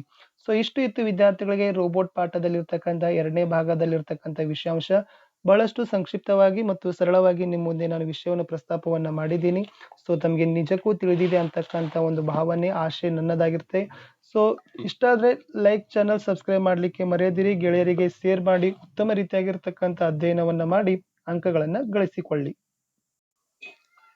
प्यारे बच्चों, आप सभी को आपके YouTube channel study with Parashuram में स्वागत है और मैं हूं परशुराम और आज लेकर आया हूं एक नया पाठ और जैसे उसका तीसरा भाग है वही है कि रोबोट भाग 3 में है। जैसे इसके पहले और दूसरे भाग ज़रूर देखना क्योंकि इस कहानी को बहुत ही आसान तरीके से समझाने के लिए एक प्रयास किया गया है जो पिछले के वीडियोज़ में। बच्चों रोबोट है और रोबोट एक कहानी है और इस कहानी के कहानीकार है कि डॉक्टर प्रदीप मुखोपाध्याय और इनका नाम है आलोक है। जो पाठ आगे करेंगे, पाठ को आगे बढ़ावा करेंगे और भी, क्योंकि बहुत ही कहानी बड़ी है, याद रखना और जैसे तथ्य को समझाना थोड़ा मुश्किल है। बच्चों यहाँ है, रोबोनिल के घर में आ जाने से सभी ने राहत की सांस ली। बच्चों यहाँ पर एक राहत शब्द आता है ना, यानी जो जैसे ही धीरज सक्सेना ने रोबोटिक कॉरपोरेशन जाता है और वहां से एक रोबोट को खरीद लेकर आता है और यह रोबोनिल जो उनकी घर में जो काम करने वाली रोबोट का नाम ही रोबोनिल था और यह रोबोनिल आने से घर में सभी लोगों को, जैसे घर के सभी सदस्यों ने राहत, इसका अर्थ है कि बच्चों आराम, जैसे बहुत ही आराम से रहने लगे। सुबह नाश्ता कराने, मेहमानों के स्वागत में द्वार खोलने, घर के छोटे बच्चों की कहानियां सुनाने और बच्चों को होमवर्क करने में मदद करने, धीरज सक्सेना का वर्ड प्रोसेसर पर काम संभालने के अलावा शर्मा परिवार के पालतू कुत्ते शेरों को घुमाने का काम भी पूरी मुस्तैदी के साथ करने लगा था। यानी जैसे घर में जो रोबोनिल आता है और रोबोनिल आता है और रोबोनिल आने के बाद जो धीरज सक्सेना के घर में बहुत काम करता है। जो देखो यहाँ पर पूरी तरह से तथ्य है, आपको यहाँ समझाना है कि रोबोनिल धीरज सक्सेना के घर में क्या क्या काम करता था। पहला काम करता था सुबह का नाश्ता कराने। ರೋಬೋನಿಲ್ ಧೀರಜ್ ಸಕ್ಸೇನಾ ಅವರ ಮನೆಯಲ್ಲಿ ಏನೆಲ್ಲ ಕೆಲಸ ಮಾಡ್ತಿತ್ತು ಅನ್ನೋದನ್ನ ಈ ಪ್ರಶ್ನೆ ಬರುತ್ತೆ. ಸೊ ಅದಕ್ಕಾಗಿ ಮೊದಲನೇದು ಏನಪ್ಪ ಅಂದ್ರೆ ಬೆಳಗಿನ ಉಪಹಾರವನ್ನ ರೆಡಿ ಮಾಡ್ತಿತ್ತು. ಎರಡನೇದಿದೆ ಮೆಹಮಾನೋ ಕೆ ಸ್ವಾಗತ್ ಮೇ ದ್ವಾರ ಖೋಲ್ನೆ, ಮನೆಗೆ ಯಾರಾದರೂ ಅತಿಥಿ ಮಹೋದಯಗಳ ಬಂದ್ರೆ ಸೊ ಮನೆಯ ಬಾಗಿಲನ್ನ ತೆರಿತಿತ್ತು. ಮೂರನೇದಿದೆ ಘರ್ ಕೆ ಛೋಟೆ ಬಚ್ಚೋं को ಕಹಾನಿಯಾ ಸುನಾನೆ, ಮನೆಯಲ್ಲಿ ಚಿಕ್ಕ ಮಕ್ಕಳಿಗೆ ಏನ್ ಮಾಡ್ತಿತ್ತು ಅಂದ್ರೆ ಕಥೆಗಳನ್ನು ಸಹಿತ ಒಂದು ಕೇಳಿಸ್ತಕ್ಕಂತ ಒಂದು ಕೆಲಸ ರೋಬೋನಿಲ್ ಮಾಡ್ತಿತ್ತು. ನಾಲ್ಕನೇದಿದೆ ಮಕ್ಕಳೇ बच्चों को होमवर्क करने में मदद करने, ಮಕ್ಕಳು ಒಂದು ಮನೆ ಅಭ್ಯಾಸ ಗೃಹ ಕಾರ್ಯವನ್ನು ಮಾಡುವಾಗ ಅವರಿಗೆ ಒಂದು ನೆರವಾಗ್ತಿತ್ತು. ಮುಂದೆ ಧೀರಜ್ ಸಕ್ಸೇನಾ ಕೆ ವರ್ಡ್ ಪ್ರೊಸೆಸರ್ ಪರ್ ಕಾಮ್ ಸಂಭಾಲ್ನಾ. ಸೊ ಧೀರಜ್ ಸಕ್ಸೇನಾ ಅವ್ರದ್ದು ಏನೋ ಒಂದು ವರ್ಡ್ ಪ್ರೊಸೆಸರ್ ಕಾಮ್ ಇತ್ತಲ್ಲ, ಅದನ್ನು ಕೂಡ ನಿರ್ವಹಣೆಯನ್ನು ಮಾಡ್ತಿತ್ತು. ಅಷ್ಟೇ ಅಲ್ಲದೆ ಸೊ ಈ ಒಂದು ಧೀರಜ್ ಸಕ್ಸೇನಾ ಮನೆಯಲ್ಲಿ ಒಂದು ಪಾಲ್ತು ಕುತ್ತೆ ಅಂದ್ರೆ ಸಾಕು ನಾಯಿ ಇತ್ತು. ಅದರ ಹೆಸರೇನಪ್ಪ ಅಂದ್ರೆ ಶೇರು. ಈ ಶೇರುಗೆ ಏನ್ ಮಾಡ್ತಿದ್ರಪ್ಪ ಅಂದ್ರೆ ಘುಮಾನ ಇಸ್ಕಾ ಅರ್ಥ ಹೋತಾ ಹೈ ಕಿ ಬಚ್ಚೋ ಸೈರ್ ಕರ್ನ, ತಿರುಗಾಡಿಸ್ಕೊಳ್ಳೋದು. ಅದನ್ನ ಏನ್ ಮಾಡ್ತಿದ್ರಪ್ಪ ಅಂದ್ರೆ ಅವರ ಮನೆಯ ಒಂದು ಸಾಕು ನಾಯಿಗಿರ್ತಕ್ಕಂಥ ಶೇರು ಅನ್ನ ಸಹಿತ ಪೂರಿ ಮುಸ್ತೈದಿಸ್ ಕರ್ತೆಗೆ ಪಚ್ಚೋ ತತ್ಪರತಾ ಬಹುತಿ ತಲ್ಲಿನಸೆ ಬಹಳಷ್ಟು ರೀತಿಯಾಗಿರ್ತಕ್ಕಂಥ ತತ್ಪರತೆಯಿಂದ ವಿಧೇಯತೆಯಿಂದ ಈ ಎಲ್ಲ ಕೆಲಸಗಳನ್ನ ಏನ್ ಮಾಡ್ತಿತ್ತಪ್ಪ ಅಂದ್ರೆ ರೋಬೋನಿಲ್ ಧೀರಜ್ ಸಕ್ಸೇನಾ ಅವರ ಮನೆಯಲ್ಲಿ ಕೆಲಸವನ್ನ ಮಾಡ್ತಿತ್ತು. ಆ ಪ್ಯಾರಾಗ್ರಾಫ್ ಮೋಸ್ಟ್ ಇಂಪಾರ್ಟೆಂಟ್ ಇದೆ, ನೆನಪಿನಲ್ಲಿ ಇಟ್ಕೊಳ್ತಕ್ಕಂಥದ್ದು. ಮುಂದೆ ಇದೆ ರೋಬೋನಿಲ್ ರೋಜ್ ಶಾಮ್ ಕೋ ಶೇರು ಕೋ ಟಹಲಾನೆ ಕೆ ಲಿಯೆ ಲೇ ಜಾತಾ ಥಾ. ಸೊ ರೋಬೋನಿಲ್ ಏನ್ ಮಾಡ್ತಿತ್ತಪ್ಪ ಅಂದ್ರೆ ರೋಜ್ ಶಾಮ್ ಕೋ ಪ್ರತಿದಿನ ಸಂಜೆ ಏನ್ ಮಾಡ್ತಿತ್ತಪ್ಪ ಅಂದ್ರೆ ಅವರ ಮನೆಯ ನಾಯಿಯಾಗಿರ್ತಕ್ಕಂಥ ಶೇರುವನ್ನ, ಸಾಕು ನಾಯಿಯಾಗಿರ್ತಕ್ಕಂಥ ಶೇರುವನ್ನ ಟಹಲಾನೆ ಅಂದ್ರೆ ಸೈರ್ ಕರ್ನ, ಗುಮಾನ, ಅದನ್ನ ತಿರುಗಾಡಿಸ್ಲಿಕ್ಕೆ ತೆಗೆದುಕೊಂಡು ಹೋಗ್ತಿತ್ತು. ಐಸೆ ಮೇ ಏಕ್ ದಿನ್ ಉಸ್ಕಿ ಮುಲಾಕಾತ್ ರೋಬೋದೀಪ್ ಸೆ ಹೋ ಗಯಿ. ಸೊ ಇಂಥದ್ರಲ್ಲಿ ಏನಾಗ್ತಪ್ಪ ಅಂದ್ರೆ ಒಂದು ದಿನ ಈ ರೋಬೋನಿಲ್ನ ಒಂದು ಮುಲಾಕಾತ್ ಅಂದ್ರೆ ಭೇಟಿ ಯಾವ ರೋಬೋಟ್ ಜೊತೆ ಆಗ್ತಿತ್ತು ಅಂದ್ರೆ ರೋಬೋದೀಪ್ ಅಂತಕ್ಕಂಥ ಒಂದು ರೋಬೋಟ್ ಜೊತೆ ಆಗ್ತದ ರೋಬೋನಿಲ್ದು ಭೇಟಿ. रोबोदीप उसी मोहल्ले में रहने वाले शर्मा परिवार के कुत्ते झब्रू को घुमाने आया करता था. ಹಾಗಾದ್ರೆ ರೋಬೋದೀಪ್ ಯಾರಪ್ಪ ಅಂದ್ರೆ ರೋಬೋದೀಪು ಶರ್ಮಾ ಪರಿವಾರದಲ್ಲಿ ಕೆಲಸ ಮಾಡ್ತಕ್ಕಂಥ ಒಂದು ರೋಬೋಟ್. ಅವರು ಶರ್ಮಾ ಪರಿವಾರದಲ್ಲಿನೂ ಕೂಡ ಕೆಲಸ ಮಾಡ್ಲಿಕ್ಕೆ ಆ ಒಂದು ರೋಬೋಟ್ ಇಟ್ಕೊಂಡಿದ್ರು. ಆ ರೋಬೋಟ್ನ ಹೆಸರು ಏನಪ್ಪಾ ಅಂತಂದ್ರೆ ರೋಬೋದೀಪು. ಆಮೇಲೆ ಶರ್ಮಾ ಪರಿವಾರದವರು ಕೂಡ ಒಂದು ನಾಯಿಯನ್ನ ಸಾಕಿದ್ರು. ಆ ನಾಯಿ ಹೆಸರು ಏನಪ್ಪಾ ಅಂದ್ರೆ ಝಬ್ರು. ಇಲ್ಲಿ ರೋಬೋನಿಲ್ಲ ಶೇರು ಕರ್ಕೊಂಡು ಬಂದ್ರ ರೋಬೋದೀಪ್ ಯಾರಿಗೆ ಕರ್ಕೊಂಡು ಬರ್ತಿತ್ತು, ಝಬ್ರು ಕರ್ಕೊಂಡು ಬರ್ತಿತ್ತು ತಿರುಗಾಡಿಸ್ಲಿಕ್ಕೆ ಪ್ರತಿದಿನ ಸಂಜೆ. दोनों रोबोटों के बीच दोस्ती हुई तो शेरू और झब्रू भी आपस में हिल मिल गए. ಎರಡು ರೋಬೋಟ್ಗಳು ಈ ಕಡೆ ರೋಬೋದೀಪ್ ಮತ್ತು ರೋಬೋನಿಲ್ಗಳು ದೋಸ್ತರಾಗ್ಬಿಟ್ರೆ ಅವ್ರದೇ ಆಗಿರ್ತಕ್ಕಂಥ ಈ ಕಡೆ ಶೇರು ಮತ್ತು ಝಬ್ರು ಕೂಡ ಏನ್ ಮಾಡಿದಪ್ಪ ಅಂದ್ರೆ ಹಿಲ್ ಮಿಲ್ ಗೈ ಅಂತಂದ್ರೆ ಏಕ್ ಹೋಗೈ, ಏಕತ್ರಿತ್ ಹೋಗೈ. ಸೊ ಅವ್ರು ಕೂಡ ಶೇರು ಮತ್ತು ಝಬ್ರುಗಳು ಕೂಡ ಏನಾದ್ರಪ್ಪ ಅಂದ್ರ ಒಂದಾದ್ರು. ಈ ಚಿತ್ರದಲ್ಲಿನೇ ಇದೇನಪ್ಪ ಅಂದ್ರೆ ರೋಬೋನಿಲ್ ಮತ್ತು ರೋಬೋದೀಪ್. ಸೊ ಸಕ್ಸೇನಾ ಮನೆಯಲ್ಲಿ ಕೆಲಸ ಮಾಡ್ತಕ್ಕಂಥ ಒಂದು ರೋಬೋಟ್ ರೋಬೋನಿಲ್ ಆದ್ರೆ ಶರ್ಮಾ ಪರಿವಾರದಲ್ಲಿ ಕೆಲಸ ಮಾಡ್ತಕ್ಕಂಥ ರೋಬೋಟ್ ಇದು ರೋಬೋದೀಪ್. ಆಮೇಲೆ ಧೀರಜ್ ಸಕ್ಸೇನಾ ಮನೆಯಲ್ಲಿ ಇರ್ತಕ್ಕಂಥ ಸಾಕು ನಾಯಿ ಶೇರು ಆದ್ರೆ ಆಮೇಲೆ ಶರ್ಮಾ ಮನೆತನದಲ್ಲಿ ಇರ್ತಕ್ಕಂಥ ಕೆಲಸ ಮಾಡ್ತಕ್ಕಂಥ ಅಥವಾ ಸಾಕು ನಾಯಿ ಏನಪ್ಪಾ ಅಂದ್ರೆ ಝಬ್ರು. ಅದನ್ನ ಸ್ವಲ್ಪ ನೆನಪಿನಲ್ಲಿ ಇಟ್ಕೊಳ್ತಕ್ಕಂಥದ್ದು. ಅನುರೂಪತದಲ್ಲಿ ಬಹಳಷ್ಟು ರೀತಿಯಾಗಿರ್ತಕ್ಕಂಥ ಟ್ವಿಸ್ಟ್ ಆಗ್ತಕ್ಕಂಥ ಕ್ವಶನ್ಸ್ಗಳು ಇದಾವೆ. ಮುಂದೆ ಇದೆ रोबोनिल की तरह रोबोदीप भी एक बुद्धिमान ರೋಬೋಟ್ ತಾ. ಯಾವ ತರನಾಗಿ ರೋಬೋನಿಲ್ ಧೀರಜ್ ಸಕ್ಸೇನಾ ಅವರ ಮನೆತನದಲ್ಲಿ ಕೆಲಸ ಮಾಡ್ಲಿಕ್ಕೆ ಒಂದು ಬುದ್ಧಿಮಾನ್ ರೋಬೋಟ್ ಆಗಿತ್ತಲ್ಲ, ಅದೇ ತರನಾಗಿ ರೋಬೋದೀಪ್ ಸಹಿತ ಒಂದು ಬುದ್ಧಿಮಾನ್ ರೋಬೋಟ್ ಆಗಿತ್ತು. ಬಾತೋ ಬಾತೋ ಮೇ ಏಕ್ ದಿನ್ ರೋಬೋದೀಪ್ ನೆ ರೋಬೋನಿಲ್ ಕೋ ಬತಾಯ. ಬಾತೋ ಬಾತ್ ಮೇ ಮಾತಿನಲ್ಲಿ ಏನಾಗ್ತಿತ್ತು ಅಂದ್ರೆ ರೋಬೋದೀಪ್ ಏನ್ ಮಾಡ್ತಿತ್ತು ಅಂದ್ರೆ ರೋಬೋನಿಲ್ಗ ಹೇಳ್ತದ. ಏನ್ ಹೇಳ್ತದ, जानते हो रोबोनिल तुम्हारे आने से पहले सक्सेना परिवार में कौन काम करता था. ನಿನಗೆ ಗೊತ್ತೈತೇನು ರೋಬೋನಿಲ್ಲ, ನೀನ್ ಬರೋಕ್ಕಿಂತ ಮುಂಚೆ ನಿನ್ನ ಒಂದು ಅಂದ್ರೆ ಸಕ್ಸೇನಾ ಪರಿವಾರದಲ್ಲಿ ಮನೆತನದಲ್ಲಿ ಯಾರು ಕೆಲಸ ಮಾಡ್ತಿದ್ರು ಅಂತಕ್ಕಂಥ ಒಂದು ಪ್ರಶ್ನೆ ರೋಬೋದೀಪ್ ರೋಬೋನಿಲ್ಗೆ ಕೇಳ್ತದ. ಅವಾಗ ರೋಬೋನಿಲ್ ಹೇಳ್ತದ, ರೋಬೋನಿಲ್ ಕೋ ಇಸ್ಕೆ ಬಾರೆ ಮೇ ಪತಾ ನಹಿ ತಾ. ಆದ್ರ ರೋಬೋನಿಲ್ಗೆ ಈ ವಿಷಯದ ಕುರಿತು ಮಾಹಿತಿ ಇರ್ಲಿಲ್ಲ, ಗೊತ್ತಿರ್ಲಿಲ್ಲ. ವಹ ಬೋಲಾ ನಹಿ ತೋ ಮುಜೆ ಇಸ್ಕಿ ಕೋಯಿ ಜಾನ್ಕಾರಿ ನಹಿ ಹೇ. ಇಲ್ಲ, ಸೊ ಇದ್ರ ಬಗ್ಗೆ ನನಗೆ ಯಾವುದೇ ರೀತಿಯಾಗಿರ್ತಕ್ಕಂಥ ಜಾಣಕಾರಿ ಅಂದ್ರೆ ವಿಷಯ ಗೊತ್ತಿಲ್ಲ. ಪರ್ ತುಮೆ ಕಿಸ್ನೆ ಬತಾಯ, ಹಾಗಾದ್ರೆ ಈ ವಿಷಯವನ್ನ ನಿನಗೆ ಯಾರು ಹೇಳಿದ್ರ ಅಂತಕ್ಕಂಥ ರೋಬೋನಿಲ್ ಮತ್ತೆ ರೋಬೋದೀಪ್ಗೆ ಪ್ರಶ್ನೆಯನ್ನ ಮಾಡ್ತದ. ಅವಾಗ मैंने शर्मा परिवार को तुम्हारे सक्सेना परिवार के बारे में बातचीत करते सुना है. ಅಂದ್ರ ಅವರು ಏನೊಂದು ರೋಬೋದೀಪ್ ಶರ್ಮಾ ಪರಿವಾರದಲ್ಲಿ ಇತ್ತಲ್ಲ, ಆ ಶರ್ಮಾ ಪರಿವಾರದವರು ಸಕ್ಸೇನಾ ಪರಿವಾರದ ಕುರಿತಾಗಿ ಏನ್ ಮಾಡ್ತಿದ್ರಪ್ಪ ಅಂದ್ರ ಮಾತುಕತೆಯನ್ನ ಮಾಡೋದನ್ನದು ಕೇಳಿಸಿತ್ತು. ಯಾವುದು ರೋಬೋದೀಪ್. साधोराम नाम का सेवक एक बस दुर्घटना में घायल होकर किसी अस्पताल में है. ಸೊ ಏನು ನೀ ಬರೋಕ್ಕಿಂತ ಮುಂಚೆ ಸಾಧೋರಾಮ್ ಅಂತಕ್ಕಂಥ ಒಬ್ಬ ನೌಕರ ಏನ್ ಮಾಡಿದ್ಪ ಅಂದ್ರ ಆ ಮನೆಯಲ್ಲಿ ಸೇವಕನಾಗಿದ್ದ. ಅವನು ಬಸ್ ದುರ್ಘಟನೆಯಲ್ಲಿ ಏನಾಗಿದ್ದಾನಪ್ಪ ಅಂದ್ರೆ ಗಾಯಗೊಂಡು ಸೊ ಈಗ ಸದ್ದ ಅವ್ನು ಎಲ್ಲದನಪ್ಪ ಅಂದ್ರ ಹಾಸ್ಪಿಟಲ್ ಅಲ್ಲಿ ಇದಾನ ಅಂತಕ್ಕಂಥ ಮಾತು ರೋಬೋದೀಪ್ ಏನ್ ಮಾಡ್ತಿದ್ಪ ಅಂದ್ರೆ ರೋಬೋನಿಲ್ಗೆ ತಿಳಿಸ್ತದ. ಸೊ ತೋ ಠೀಕ್ ಹೇ ಪರ್ ಉಸ್ಮೆ ಖಾಸ್ ಬಾತ್ ಕ್ಯಾ ಹೇ. ಆಯ್ತು ಸರಿಯಾಗಿದೆ, ಇದ್ರಲ್ಲಿ ಏನ್ ಖಾಸ್ ಬಾತ್ ಅಂದ್ರೆ ಇದೇನ್ ವಿಶೇಷ ಮಾತು ಅಂತ ರೋಬೋನಿಲ್ ಹೇಳ್ತದ. ठीक होकर वह दोबारा सक्सेना परिवार में आ जुड़ेगा. ಅದೇನ್ ವಿಶ್ವಾಸ ಆಗ್ತಿತ್ತು ಅಂದ್ರೆ ಮತ್ತೆ ಹಾಸ್ಪಿಟಲ್ ದಿಂದ ಆರಾಮಾದ ಕೂಡಲೇ ಮತ್ತೆ ಅವು ಏನ್ ಮಾಡಬಹುದು, ಬಂದು ಹಾಸ್ಪಿಟಲ್ ಬಂದು ಮತ್ತೆ ಕೆಲಸದಲ್ಲಿ ಸೇರ್ಕೋಬಹುದು ಅಂತಕ್ಕಂಥ ಒಂದು ವಿಶ್ವಾಸ ಆ ರೋಬೋನಿಲ್ ಕದ ಇರ್ತದ. ಆದ್ರೆ ನಹಿ ರೋಬೋನಿಲ್ ಯಹಿ ತುಮ್ ಗಲತ್ ಹೋ. ಆದ್ರೆ ರೋಬೋದೀಪ್ ಏನಂತೈತ್ ಅಂದ್ರೆ ಇಲ್ಲ ರೋಬೋನಿಲ್, ನೀ ಏನ್ ತಿಳ್ಕೊಂಡಿಲ್ಲ, ಇದು ಸಂಪೂರ್ಣವಾಗಿರ್ತಕ್ಕಂಥ ತಪ್ಪಿದೆ. ತುಮಾರೆ ಪರಿವಾರ ಕೆ ಮುಖ್ಯ ಧೀರಜ್ ಸಕ್ಸೇನಾ ಕಿ ಶರ್ಮಾ ಸಾಹಬ್ ಸೆ ಮುಲಾಕಾತ್ ಹುಯಿ ಥಿ.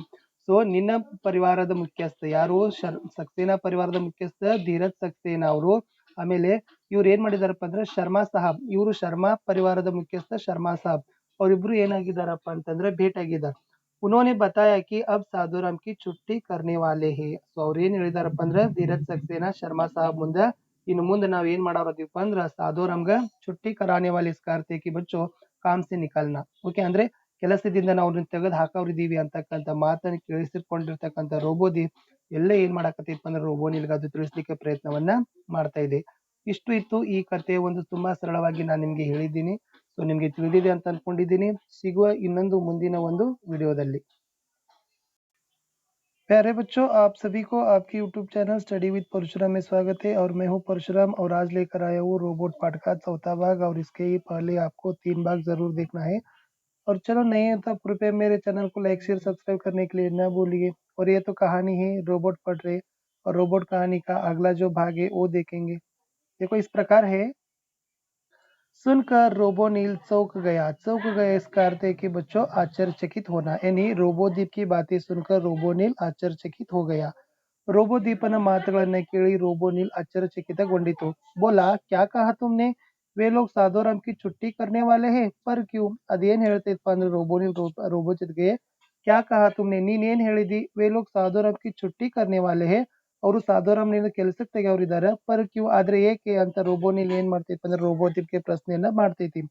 इसलिए कि तुम उन्हें बहुत भाग गए हो. भाना इसका अर्थ है कि बच्चों अच्छा लगना, ಯಾಕಂದ್ರ ನಿನಗೆ ಬಹಳಷ್ಟು ಅವ್ರು ಏನ್ ಮಾಡಿದಾರಪ್ಪ ಅಂದ್ರೆ ಇಷ್ಟಪಟ್ಟಿದ್ದಾರೆ. ಯಾರಿಗೆ? ರೋಬೋನಿಲ್ಗೆ. ಯಾರು? ಧೀರಜ್ ಸಕ್ಸೇನಾ ಪರಿವಾರದ ಸದಸ್ಯರು. बूढ़े साधुराम को थोड़ा मुंह आवाजा देकर वे उसको गांव भिजवा देंगे. मुंह आवाजा इसका अर्थ होता है कि बच्चों किसी कार्य के बदले देने दिया जाने वाला धन, ಯಾವುದೇ ಒಂದು ಕೆಲಸದ ಬದಲಾಗಿ ಕೊಡ್ತಕ್ಕಂಥ ಒಂದಿಷ್ಟು ಹಣವನ್ನ ಇಡಿಗಂಟು ಅಂತ ಕನ್ನಡದಲ್ಲಿ ಕರೀತಾರೆ. ಸೊ ಅದನ್ನ ಮೂ ಆವಾಜ ಅಂತ ಕರೀತಾರೆ, ಕೆಲಸದ ಬದಲಾಗಿ ಕೊಡುವ ಹಣ. ಯಾಕಂದ್ರೆ ಸೊ ಹೆಂಗೋ ಸಾಧುರಾಮ್ಗೆ ಏನಾಗೈತಪ್ಪ ಅಂದ್ರೆ ಬೂಡೆ ಅಂದ್ರೆ ವಯಸ್ಸಾಗದ. ಸೊ ಅದಕ್ಕಾಗಿ ಅವನಿಗೆ ಕೆಲವೊಂದಿಷ್ಟು ಹಣಗಳನ್ನ ಕೊಟ್ಟು ಉಸ್ಕೋ ಗಾಂವ್ ಭಿಜ್ವಾದೆಂಗೆ, ಅವ್ರನ್ನ ಮತ್ತೆ ಅವ್ರಿಗೆ ಏನ್ ಮಾಡಾಕತ್ತಾರಪ್ಪ ಅಂದ್ರೆ ಅವನ ಮರಳಿ ಅವನ ಊರಿಗೆ ಕಳಿಸ್ತಕ್ಕಂಥ ಯೋಜನೆ ಅವ್ರದ್ದು ಇದೆ ಅಂತ ರೋಬೋನಿಲ್ಗೆ ಹೇಳ್ತಾನೆ. ಸೊ ತಿಳಿದಿದೆ ಅಂತ ಅನ್ಕೊಂಡಿದ್ದೀನಿ. ಮುಂದೆ ಇದೆ ಮಗರ್ ರೋಬೋದೀಪ್ ಯಹ ತೋ ರೋಬೋಟಿಕ್ ನಿಯಮಕ್ಕೆ ವಿರುದ್ಧ. ಆದ್ರೆ ಏನ್ ಹೇಳ್ತೈತೆ ಅಂದ್ರೆ ರೋಬೋನಿಲ್ಲ, ಆದ್ರೆ ರೋಬೋದೀಪ ಇದೇನೈತಪ್ಪ ಅಂದ್ರೆ ರೋಬೋಟಿಕ್ ನಿಯಮಗಳಿಗೆ ವಿರುದ್ಧವಿದೆ. ಹಾಗಾದ್ರೆ ರೋಬೋಟಿಕ್ ನಿಯಮಗಳು ಏನು ಅನ್ನೋದನ್ನ ಮುಂದೆ ಕೊಟ್ಟಿದ್ದಾರೆ. ಏನೈತಂದ್ರ कोई रोबोट किसी इंसान को कैसे नुकसान पहुंचा जा सकता है. ಯಾವುದೇ ರೋಬೋಟ್ಗಳು ಮನುಷ್ಯರನ್ನ ಏನ್ ಮಾಡಬಾರ್ದಪ್ಪ ಅಂತಂದ್ರೆ ನುಕ್ಸಾನ್ ಅಂದ್ರೆ ಹಾನಿಯನ್ನ ಮಾಡಬಾರ್ದು. ಇದೇ ರೋಬೋಟಿಕ್ ನಿಯಮಗಳ ಏನೈತಪ್ಪ ಅಂದ್ರೆ ಒಂದು ಪರಿಕಲ್ಪನೆ ಅದ. ಸೊ ಅದೇನ್ ಹೇಳ್ತೈತಪ್ಪ ಅಂದ್ರೆ ಇದು ರೋಬೋಟಿಕ್ ನಿಯಮಗಳು ವಿರುದ್ಧವಾಗಿದೆ. ಯಾವುದೇ ರೋಬೋಟ್ಗಳು ಮನುಷ್ಯರಿಗೆ ಹಾನಿಯನ್ನ ಕೊಡಲಾರವು. यह तो साधुराम के पेट पर लात मारना. ಸೊ ಇದೇನೈತಪ್ಪ ಅಂತಂದ್ರೆ साधुराम के पेट पर लात मारना इसका अर्थ है कि बच्चों नौकरी से छीनना, यानी नौकरी से ಕಾಡ್ನ ಅಂದ್ರೆ ಸೊ ಇದು ನಿಜಕ್ಕೂ ಕೂಡ ಸಾಧುರಾಮ್ನ ಹೊಟ್ಟೆ ಮೇಲೆ ಕಾಲ್ ಹೊಡೆದಂಗ ಆಯ್ತಲ್ಲ, ಅಂದ್ರೆ ಅವನನ್ನ ಕೆಲಸದಿಂದ ತೆಗೆದಂಗ ಆಗ್ತೈತಲ್ಲ. ನಹಿ ಹಮೆ ಕುಚ್ ಔರ್ ಕರ್ನಾ ಹೋಗಾ. ಸೊ ಅದಕ್ಕಾಗಿ ನಾವೇನ್ ಮಾಡೋಣ ಅಂದ್ರೆ ನಾವೇನಾದ್ರೂ ಸ್ವಲ್ಪ ಮಾಡೋನು ಅಂತ ರೋಬೋನಿಲ್ ಏನ್ ಮಾಡ್ತೈತಪ್ಪ ಅಂದ್ರೆ ರೋಬೋದೀಪ್ಗೆ ಹೇಳ್ತದ. ಮುಂದೆ ಇದೆ रोबोनिल की बात सुनकर रोबोदीप बोला, वैज्ञानिक एवं विज्ञान लेखक आइजक आसिमोव के रोबोटिक नियम के खिलाफ तो यह है कि कोई रोबोट किसी इंसान के नुकसान कारण बने. साथ साथ मानवीय नजरे से यह भी गलत है कि हमारे कारण किसी की नौकरी को ಇನ್ಸಾನ್ ಕಿ ನೌಕರಿ ಕೋ ಖತರಾ ಪਹੁಂಚೆ. ಇಲ್ಲಿ ಏನ್ ಹೇಳ್ತಪ್ಪ, ಇಲ್ಲಿ ಒಂದ್ 2-3 ಪಾಯಿಂಟ್ಸ್ ನೆನಪು ಇಟ್ಕೊಳ್ಬೇಕು. ರೋಬೋನಿಲ್ ಏನ್ ಹೇಳ್ತೈತಪ್ಪ ಅಂದ್ರೆ ವೈಜ್ಞಾನಿಕ ವಿಜ್ಞಾನ ಲೇಖಕ, ಸಂಶೋಧಕ ಮತ್ತು ವಿಜ್ಞಾನ ಲೇಖಕರ ಹೆಸರು ಏನಪ್ಪ ಅಂದ್ರೆ ಐಜಾಕ್ ಅಸಿಮೋವ. ಈ ಐಜಾಕ್ ಅಸಿಮೋವ್ ಅವ್ರು ಏನ್ ಮಾಡಿದಾರಪ್ಪ ಅಂದ್ರೆ ರೋಬೋಟಿಕ್ ನಿಯಮಗಳನ್ನ ಕೊಟ್ಟಿದ್ದಾರೆ. ಆ ರೋಬೋಟಿಕ್ ನಿಯಮಗಳು ಏನೈತಪ್ಪ ಅಂತಂದ್ರೆ ಕೊಯ್ ರೋಬೋಟ್ ಕಿಸಿ ಇನ್ಸಾನ್ ಕೋ ನುಕ್ಸಾನ್ ನಹಿ ಪਹੁಂಚನಾ. ಸೊ ಯಾವುದೇ ರೋಬೋಟ್ಗಳು ಮನುಷ್ಯನಿಗೆ ಹಾನಿಯನ್ನ ಮಾಡಬಾರದು. ಏಕಂದ್ರೆ ಯಹ ಸಾಥಿ ಮಾನವೀಯ ನಜರೆ ಸೇ ಬಿ ಗಲತ್. ಇದು ಮಾನವೀಯ ದೃಷ್ಟಿಯಿಂದ ಏನಾಗದಪ್ಪ ಅಂದ್ರೆ ತಪ್ಪಿದೆ. ಏನೋ ಮನುಷ್ಯನಿಗೆ ಹಾನಿಯನ್ನ ಕಲ್ಪಿಸುವುದು ರೋಬೋಟ್ಗಳು. ಹಮಾರೆ ಕಾರಣ ಕಿಸಿ ಬಿ ಇನ್ಸಾನ್ ಕಿ ನೌಕರಿ ಕೋ ಖತರಾ ಪಹುಂಚೆ. ನಮ್ಮ ರೋಬೋಟ್ಗಳ ಕಾರಣದಿಂದ ಯಾವುದೇ ಒಂದು ಮನುಷ್ಯನಿಗೆ ಅವರ ಕೆಲಸಕ್ಕೆ ಅಪಾಯವನ್ನು ತಂದು ಕೊಡಬಾರದು ಅಂತಕ್ಕಂಥದ್ದು ಇದು ರೋಬೋಟಿಕ್ ನಿಯಮಗಳ ವಿರುದ್ಧ ಇರತಕ್ಕಂಥದ್ದು. ಇದನ್ನ ತಿಳಿಸ್ತಕ್ಕಂಥವ್ರು ವೈಜ್ಞಾನಿಕ ವಿಜ್ಞಾನ ಲೇಖಕ ಐಸಕ್ ಅಸಿಮೋವ್, ಇವರೇ ರೋಬೋಟಿಕ್ ನಿಯಮಗಳನ್ನ ಕೊಟ್ಟಿದ್ದಾರೆ. ಸೊ ಮುಂದೆ ಇದೆ दोनों के बीच में कुछ गुप्त मंत्रणा हुई. सो रोबोनिल और रोबोदीप के बीच में कुछ गुप्त मंत्रणा, इसका बात है कि बच्चों विचार विमर्श, यानी दोनों के बीच में विचार विमर्श हो गया. रोबोनिल ಮತ್ತು ರೋಬೋದೀಪ್ನ ನಡುವೆ ಕೆಲವೊಂದಿಷ್ಟು ವಿಚಾರ ವಿನಿಮಯ ಆಯಿತು. फिर दोनों अपने अपने फालतू कुत्तों के साथ अपने मालिकों के घर लौट गए. और जैसे बाद में उन्होंने अपने अपने कुत्तों के साथ उनके घर लौट गए. ಅದಾದ ನಂತರ ಅವರವರ ಒಂದು ಸಾಕು ನಾಯಿಗಳಿಂದ ಅವ್ರು ಏನ್ ಮಾಡಿದ್ರಪ್ಪ ಅಂದ್ರೆ ಅವರ ಮಾಲೀಕರ ಮನೆಗಳಿಗೆ ಮರಳಿ ಹೋದರು ರೋಬೋನಿಲ್ ಮತ್ತು ರೋಬೋದಿಕ್. ಮುಂದೆ ಇದೆ अगले रोज रोबोनिल और रोबोटिक्स ಕಾರ್ಪೊರೇಷನ್ ಕೆ ದಫ್ತರ್ ಮೇ ಹಾಜಿರ್ ಹುಯೆ. ಅಗ್ಲೆ ರೋಜ್ ಅಂದ್ರೆ ಸೊ ಮರುದಿನ ಏನ್ ಮಾಡ್ತಿತ್ತಪ್ಪ ಅಂದ್ರೆ ರೋಬೋನಿಲ್ ಮತ್ತು ರೋಬೋದೀಪ್ ಇಬ್ಬರು ಕೂಡ ಎಲ್ಲಿ ಹೋಗ್ತಾರಪ್ಪ ಅಂದ್ರೆ रोबोटिक ಕಾರ್ಪೊರೇಷನ್ ನ ದಫ್ತರ್ ಅಂದ್ರೆ ಆಫೀಸ್ಗೆ ಹೋಗ್ತಾರೆ. कंपनी के मालिक रोबोजित से उन्होंने भेंट की यानी ರೋಬೋಟ್ನಿ ಕಾರ್ಪೊರೇಷನ್ಗೆ ಹೋದ ನಂತರ ಅಲ್ಲಿ ಏನ್ ಮಾಡ್ತಾರಪ್ಪ ಅಂದ್ರೆ ರೋಬೋಜಿತನಿಗೆ ಏನ್ ಮಾಡ್ತಾರೆ ಭೇಟಿಯನ್ನ ಆಗ್ತಾರೆ. ಸಾರಿ ಬಾತೆ ವಿಸ್ತಾರ ಸೆ ಸಮಜಾಯಿ, ಈ ಎಲ್ಲ ಮಾತುಗಳನ್ನ ಏನ್ ಮಾಡ್ತಾರಪ್ಪ ಅಂದ್ರೆ ವಿವರವಾಗಿ ರೋಬೋಜಿತನಿಗೆ ತಿಳಿಸ್ಕೊಡ್ತಾರೆ. ಸುನ್ಕರ್ ರೋಬೋಜಿತ್ ಬೋಲಾ ಮೈ ಕ್ಯಾ ಕರು, ಇದೆಲ್ಲ ಕೇಳಿಸಿದ ನಂತರ ರೋಬೋಜಿತ್ ಏನ್ ಹೇಳ್ತಾನು ಮೈ ಕ್ಯಾ ಕರು, ನಾನೇನ್ ಮಾಡ್ಲಿ, ಮೈ ತೋ ಅನುಬಂಧ ಕಿ ಶರ್ತೋं से बंधा हूँ. बच्चों यहाँ पर अनुबंध है ना, सो अनुबंध की शर्तों से बंधना, इसका अनुबंध इसका अर्थ होता है कि करार, कंडीशंस कहते हैं. ನಾನು ಏನ್ ಮಾಡಿದ್ದೀನಪ್ಪ ಅಂದ್ರೆ ನನ್ನದೇ ಆಗಿರ್ತಕ್ಕಂಥ ಕೆಲವು ಕರಾರುಗಳಿಗೆ ನಿಯಮಗಳಿಗೆ ನಾನು ಒಳಪಟ್ಟಿದ್ದೇನೆ. ವ್ಯಾಪಾರ ಮೇ ಅಗರ್ ಮೈ ನಿಯಮ ಕೋ ದೇಖ್ನೆ ಲಗು ತೋ ಕರ್ ಲಿಯಾ ಮೈನೆ ದಂಧಾ. ಸೊ ನಾನು ವ್ಯಾಪಾರ ಮಾಡೋತ್ನ್ಯಾಗ ಇವೆಲ್ಲ ರೋಬೋಟಿಕ್ ನಿಯಮಗಳ ಬಗ್ಗೆ ನಾನು ನೋಡ್ಕೋತ ಕೂತ್ನಂದ್ರೆ ನನಗೆ ಕೆಲಸ ಮಾಡ್ಲಿಕ್ಕೆ ಆಗೋದಿಲ್ಲ. ಮೈ ತುಮ್ ಲೋಗೋ ಕಿ ಕೋಯಿ ಮದತ್ ನಹಿ ಕರ್ ಸಕ್ತಾ, ನಾನು ನಿಮಗೆ ಯಾವುದೇ ರೀತಿಯಾಗಿರ್ತಕ್ಕಂಥ ಸಹಾಯ ಮಾಡ್ಲಿಕ್ಕೆ ನಾನು ಶಕ್ತನಿಲ್ಲ ಅಂತಕ್ಕಂಥ ಮಾತುಗಳನ್ನ ಏನ್ ಮಾಡ್ತಾನಪ್ಪ ಅಂದ್ರೆ ಸೊ ರೋಬೋಜಿತ್ ಇಬ್ಬರು ರೋಬೋನಿಲ್ ಮತ್ತು ರೋಬೋದೀಪನಿಗೆ ಏನ್ ಮಾಡ್ತಾನಪ್ಪ ಅಂದ್ರೆ ವಿವರವಾಗಿ ತಿಳಿಸಿ ಹೇಳ್ತಾನೆ. ಮುಂದೆ ರೋಬೋನಿಲ್ और ರೋಬೋದೀಪ್ ने बहुत समझाने की कोशिश की, ಆದ್ರೂ ಕೂಡ ಅವ್ರು ಏನ್ ಮಾಡ್ತಾರಪ್ಪ ಅಂದ್ರೆ ಸೊ ರೋಬೋಜಿತ್ಗೆ ಇಬ್ಬರು ಕೂಡ ರೋಬೋನಿಲ್ ಮತ್ತು ರೋಬೋದೀಪ್ ಅವರು ಒಂದು ತಿಳಿಸ್ಕೊಡ್ತಾರೆ, ಬಹಳಷ್ಟು ತಿಳಿಸ್ಲಿಕ್ಕೆ ಪ್ರಯತ್ನವನ್ನ ಮಾಡ್ತಾರೆ. ರೋಬೋಜಿತ್ ಟಸ್ ಸೆ ಮಸ್ ನಹಿ ಹುವಾ, ಟಸ್ ಸೆ ಮಸ್ ಇಸ್का अर्थ है कि बच्चों विचलित, ಅಂದ್ರೆ ಅದಕ್ಕೆ ಏನು ಮಾತುಗಳನ್ನ ಕೇಳೋದಿಲ್ಲ, ಯಾರ್ದು ರೋಬೋನಿಲ್ ಮತ್ತು ರೋಬೋದೀಪ್ ಮಾತುಗಳನ್ನ ಅವನು ಕೇಳೋದಿಲ್ಲ. उसे आसिमों के नियमों से बढ़कर भी ಧಂಧಾ ಕಿ ಚಿಂತಾ ಥಿ, ಅಂದ್ರೆ ಅವನಿಗೆ ಏನ್ ಆಸಿಮೋವ್ಗಳು ರೋಬೋಟಿಕ್ ನಿಯಮಗಳನ್ನೇನು ಹೇಳಿದಾರಲ್ಲ ಅದನ್ನ ಮೀರಿ ಅವನಿಗೆ ಕೆಲಸ ಮಾಡ್ತಕ್ಕಂಥ ಚಿಂತೆ ರೋಬೋಜಿತ್ ನಲ್ಲಿ ಇತ್ತು. ನಿರಾಶ್ ಹೋಕರ್ ದೋನೋ ವಾಪಸ್ ಲೌಟಾಯಿ, ಅವ್ರು ಏನ್ ಮಾಡ್ತಾರಪ್ಪ ಅಂದ್ರೆ ಹೋಗಿದ ಹಾಗೆ ಬಹಳಷ್ಟು ನಿರಾಸೆಗೊಂಡ ಮರಳಿ ಮತ್ತೇನ್ ಮಾಡ್ತಾರಪ್ಪ ಅಂದ್ರೆ ಅವರವರ ಮನೆಗಳಿಗೆ ಬರ್ತಾರು ರೋಬೋನಿಲ್ ಮತ್ತು ರೋಬೋಜಿತ್. ಕುछ दिन और गुजर गए, ಮತ್ತೆ ಕೆಲವು ದಿವಸಗಳು ಹೋಗ್ತಾವು. सक्सेना परिवार ರೋಬೋನಿಲ್ ಕೋ ಪಾಕರ್ ಫುಲಾ ನಹಿ ಸಮಾ ರಹಾ ತಾ, ಆದ್ರೆ ಏನಾಗಿತ್ತಪ್ಪ ಅಂತಂದ್ರ ಸೊ ಸಕ್ಸೇನಾ ಪರಿವಾರದಲ್ಲಿರ್ತಕ್ಕಂಥ ರೋಬೋನಿಲ್ ಎಲ್ಲಾ ಕೆಲಸಗಳನ್ನ ಮಾಡಿತ್ತು. ಫುಲಾ ನಹಿ ಸಮಾನೆ इसका अर्थ है कि बच्चों बहुत ही क्या होना कि ಖುಷಿ ಮೇ ಥಾ, ಅಂದ್ರೆ ಬಹಳಷ್ಟು ರೀತಿಯಾಗಿರ್ತಕ್ಕಂಥ ಖುಷಿ, ಅತ್ಯಧಿಕವಾಗಿರ್ತಕ್ಕಂಥ ಖುಷಿಯನ್ನ ವ್ಯಕ್ತಪಡಿಸ್ತಿದ್ರು. ಆ ಖುಷಿಗೆ ಅವ್ರಿಗೆ ಏನಾಗಿತ್ತಪ್ಪ ಅಂತಂದ್ರ ಬಹುತ್ ಖುಷ್ ಹೋನ ಅಂತ ಕರಿತೀವಿ ಆ ಥರದ್ದು, ಅಥವಾ ಒಂದು ಮುಹಾವರೆದ ಅರ್ಥ. ಬಹಳಷ್ಟು ಅಧಿಕ ಪ್ರಸನ್ನರಾಗಿದ್ದರು ರೋಬೋನಿಲ್ ಅನ್ನ ಕಂಡು ಧೀರಜ್ ಸಕ್ಸೇನಾ ಅವರ ಮನೆತನದವರು. ಪರ್ ರೋಬೋನಿಲ್ ಸಾಧೋರಾಮ್ಗೆ ಬಹುತ್ ಚಿಂತಿತ, ಆದ್ರ ಇವರೆಲ್ಲ ಖುಷಿ ಇದ್ರ ಮನೇಲಿ ಇರ್ತಕ್ಕಂಥ ರೋಬೋನಿಲ್ಗೆ ಸಾಧೋರಾಮ್ದ ಕೆಲಸದ ಬಗ್ಗೆನೇ ಚಿಂತೆ ಇರ್ತದ. उसके कारण साधोराम की नौकरी को आंच आई, यह उसे किसी भी सूरत में मंजूर नहीं था, यानी आंच इसका अर्थ है कि बच्चों ಹಾನಿ, ಆದ್ರ ಆ ರೋಬೋನಿಲ್ಗೆ ಏನಿರ್ತೈತಪ್ಪ ಅಂದ್ರ ನನ್ನ ಸಲುವಾಗಿ ಸಾಧೋರಾಮ್ಗೆ ಏನಾಯ್ತು ಕೆಲಸಕ್ಕೆ ಸ್ವಲ್ಪ ಹಾನಿ ಆಯ್ತು. ಯಹತು ಕಿಸಿ ಬಿ ಸೂರತ್ ಸೆ ಮೇ ಮಂಜೂರ್ ನಹಿ ತಾ, ಇದು ಯಾವುದೇ ರೀತಿಯಾಗಿರ್ತಕ್ಕಂಥ ಅದಕ್ಕೆ ಸರಿ ಅನಿಸ್ತಿರ್ಲಿಲ್ಲ ರೋಬೋನಿಲ್ಗೆ. ಮುಂದೆ ಇದೆ रोबोनिल सोचता था कि इंसान अपने स्वार्थ और लालच के तहत नियम और कानून को अंगूठा दिखा देता है.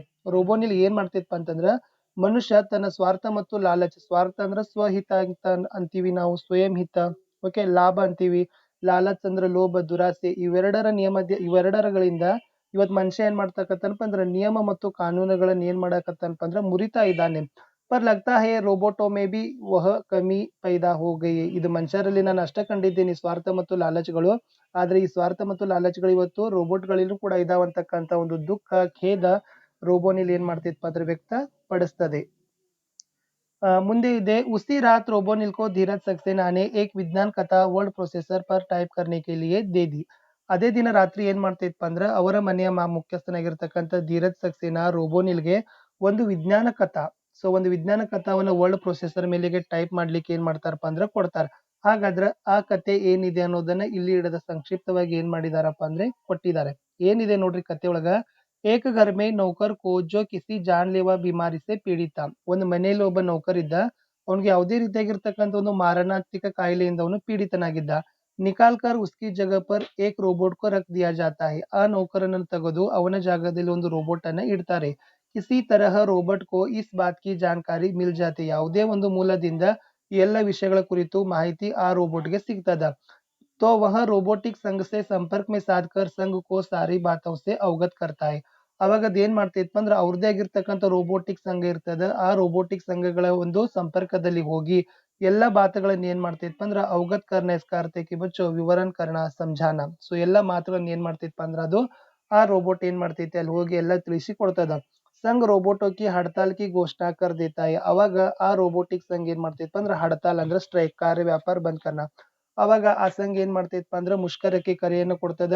अतः समझौता इस बात पर होता है कि ಕೊನೆಯಲ್ಲಿ समझौता ಅಂದ್ರೆ ಒಪ್ಪಂದ ಈ ತರ ಆಗ್ತೈತಪ್ಪ ಅಂತಂದ್ರೆ उस नौकर को घर में फिर से रख लिया जाएगा. ಸೊ ಅದರ ಕೊನೆಯ ಒಂದು ಆ ಹಡತಾಲ್ದ ಒಂದು ನಿರ್ಣಯ ಏನಾಗ್ತೈತಪ್ಪ ಅಂದ್ರೆ ಪುನಃ ಮತ್ತೆ ಆ ಮನೆಯಲ್ಲಿ ನೌಕರನನ್ನ ಏನ್ ಮಾಡ್ಬೇಕು ಕೆಲಸಕ್ಕೆ ಇಟ್ಕೋಬೇಕಂತಕ್ಕಂಥ ಒಂದು ನಿರ್ಣಯ ಆ ಮುಷ್ಕರದ ಆಗ್ತದ. ಸೊ ಇಷ್ಟಿತ್ತು ಮಕ್ಕಳೇ ಈ ಒಂದು ಕತೆ. ನೋಡುವ ಇನ್ನು ಮುಂದಿನ ಒಂದು ಭಾಗದಲ್ಲಿ ಮುಂದುವರಿದ ಕತೆ. ಬಹಳಷ್ಟು ವಿವರವಾಗಿ ತಿಳಿಸಿದ್ದೀನಿ ಅಂತ ಅನ್ಕೊಂಡಿದ್ದೀನಿ. ಸೊ ದಯಮಾಡಿ ಇಷ್ಟ ಆದ್ರೆ ಲೈಕ್ ಅನ್ನ ಚಾನಲ್ ಅನ್ನ ಲೈಕ್ ಶೇರ್ ಸಬ್ಸ್ಕ್ರೈಬ್ ಮಾಡಲು ಮರೆಯದಿರಿ.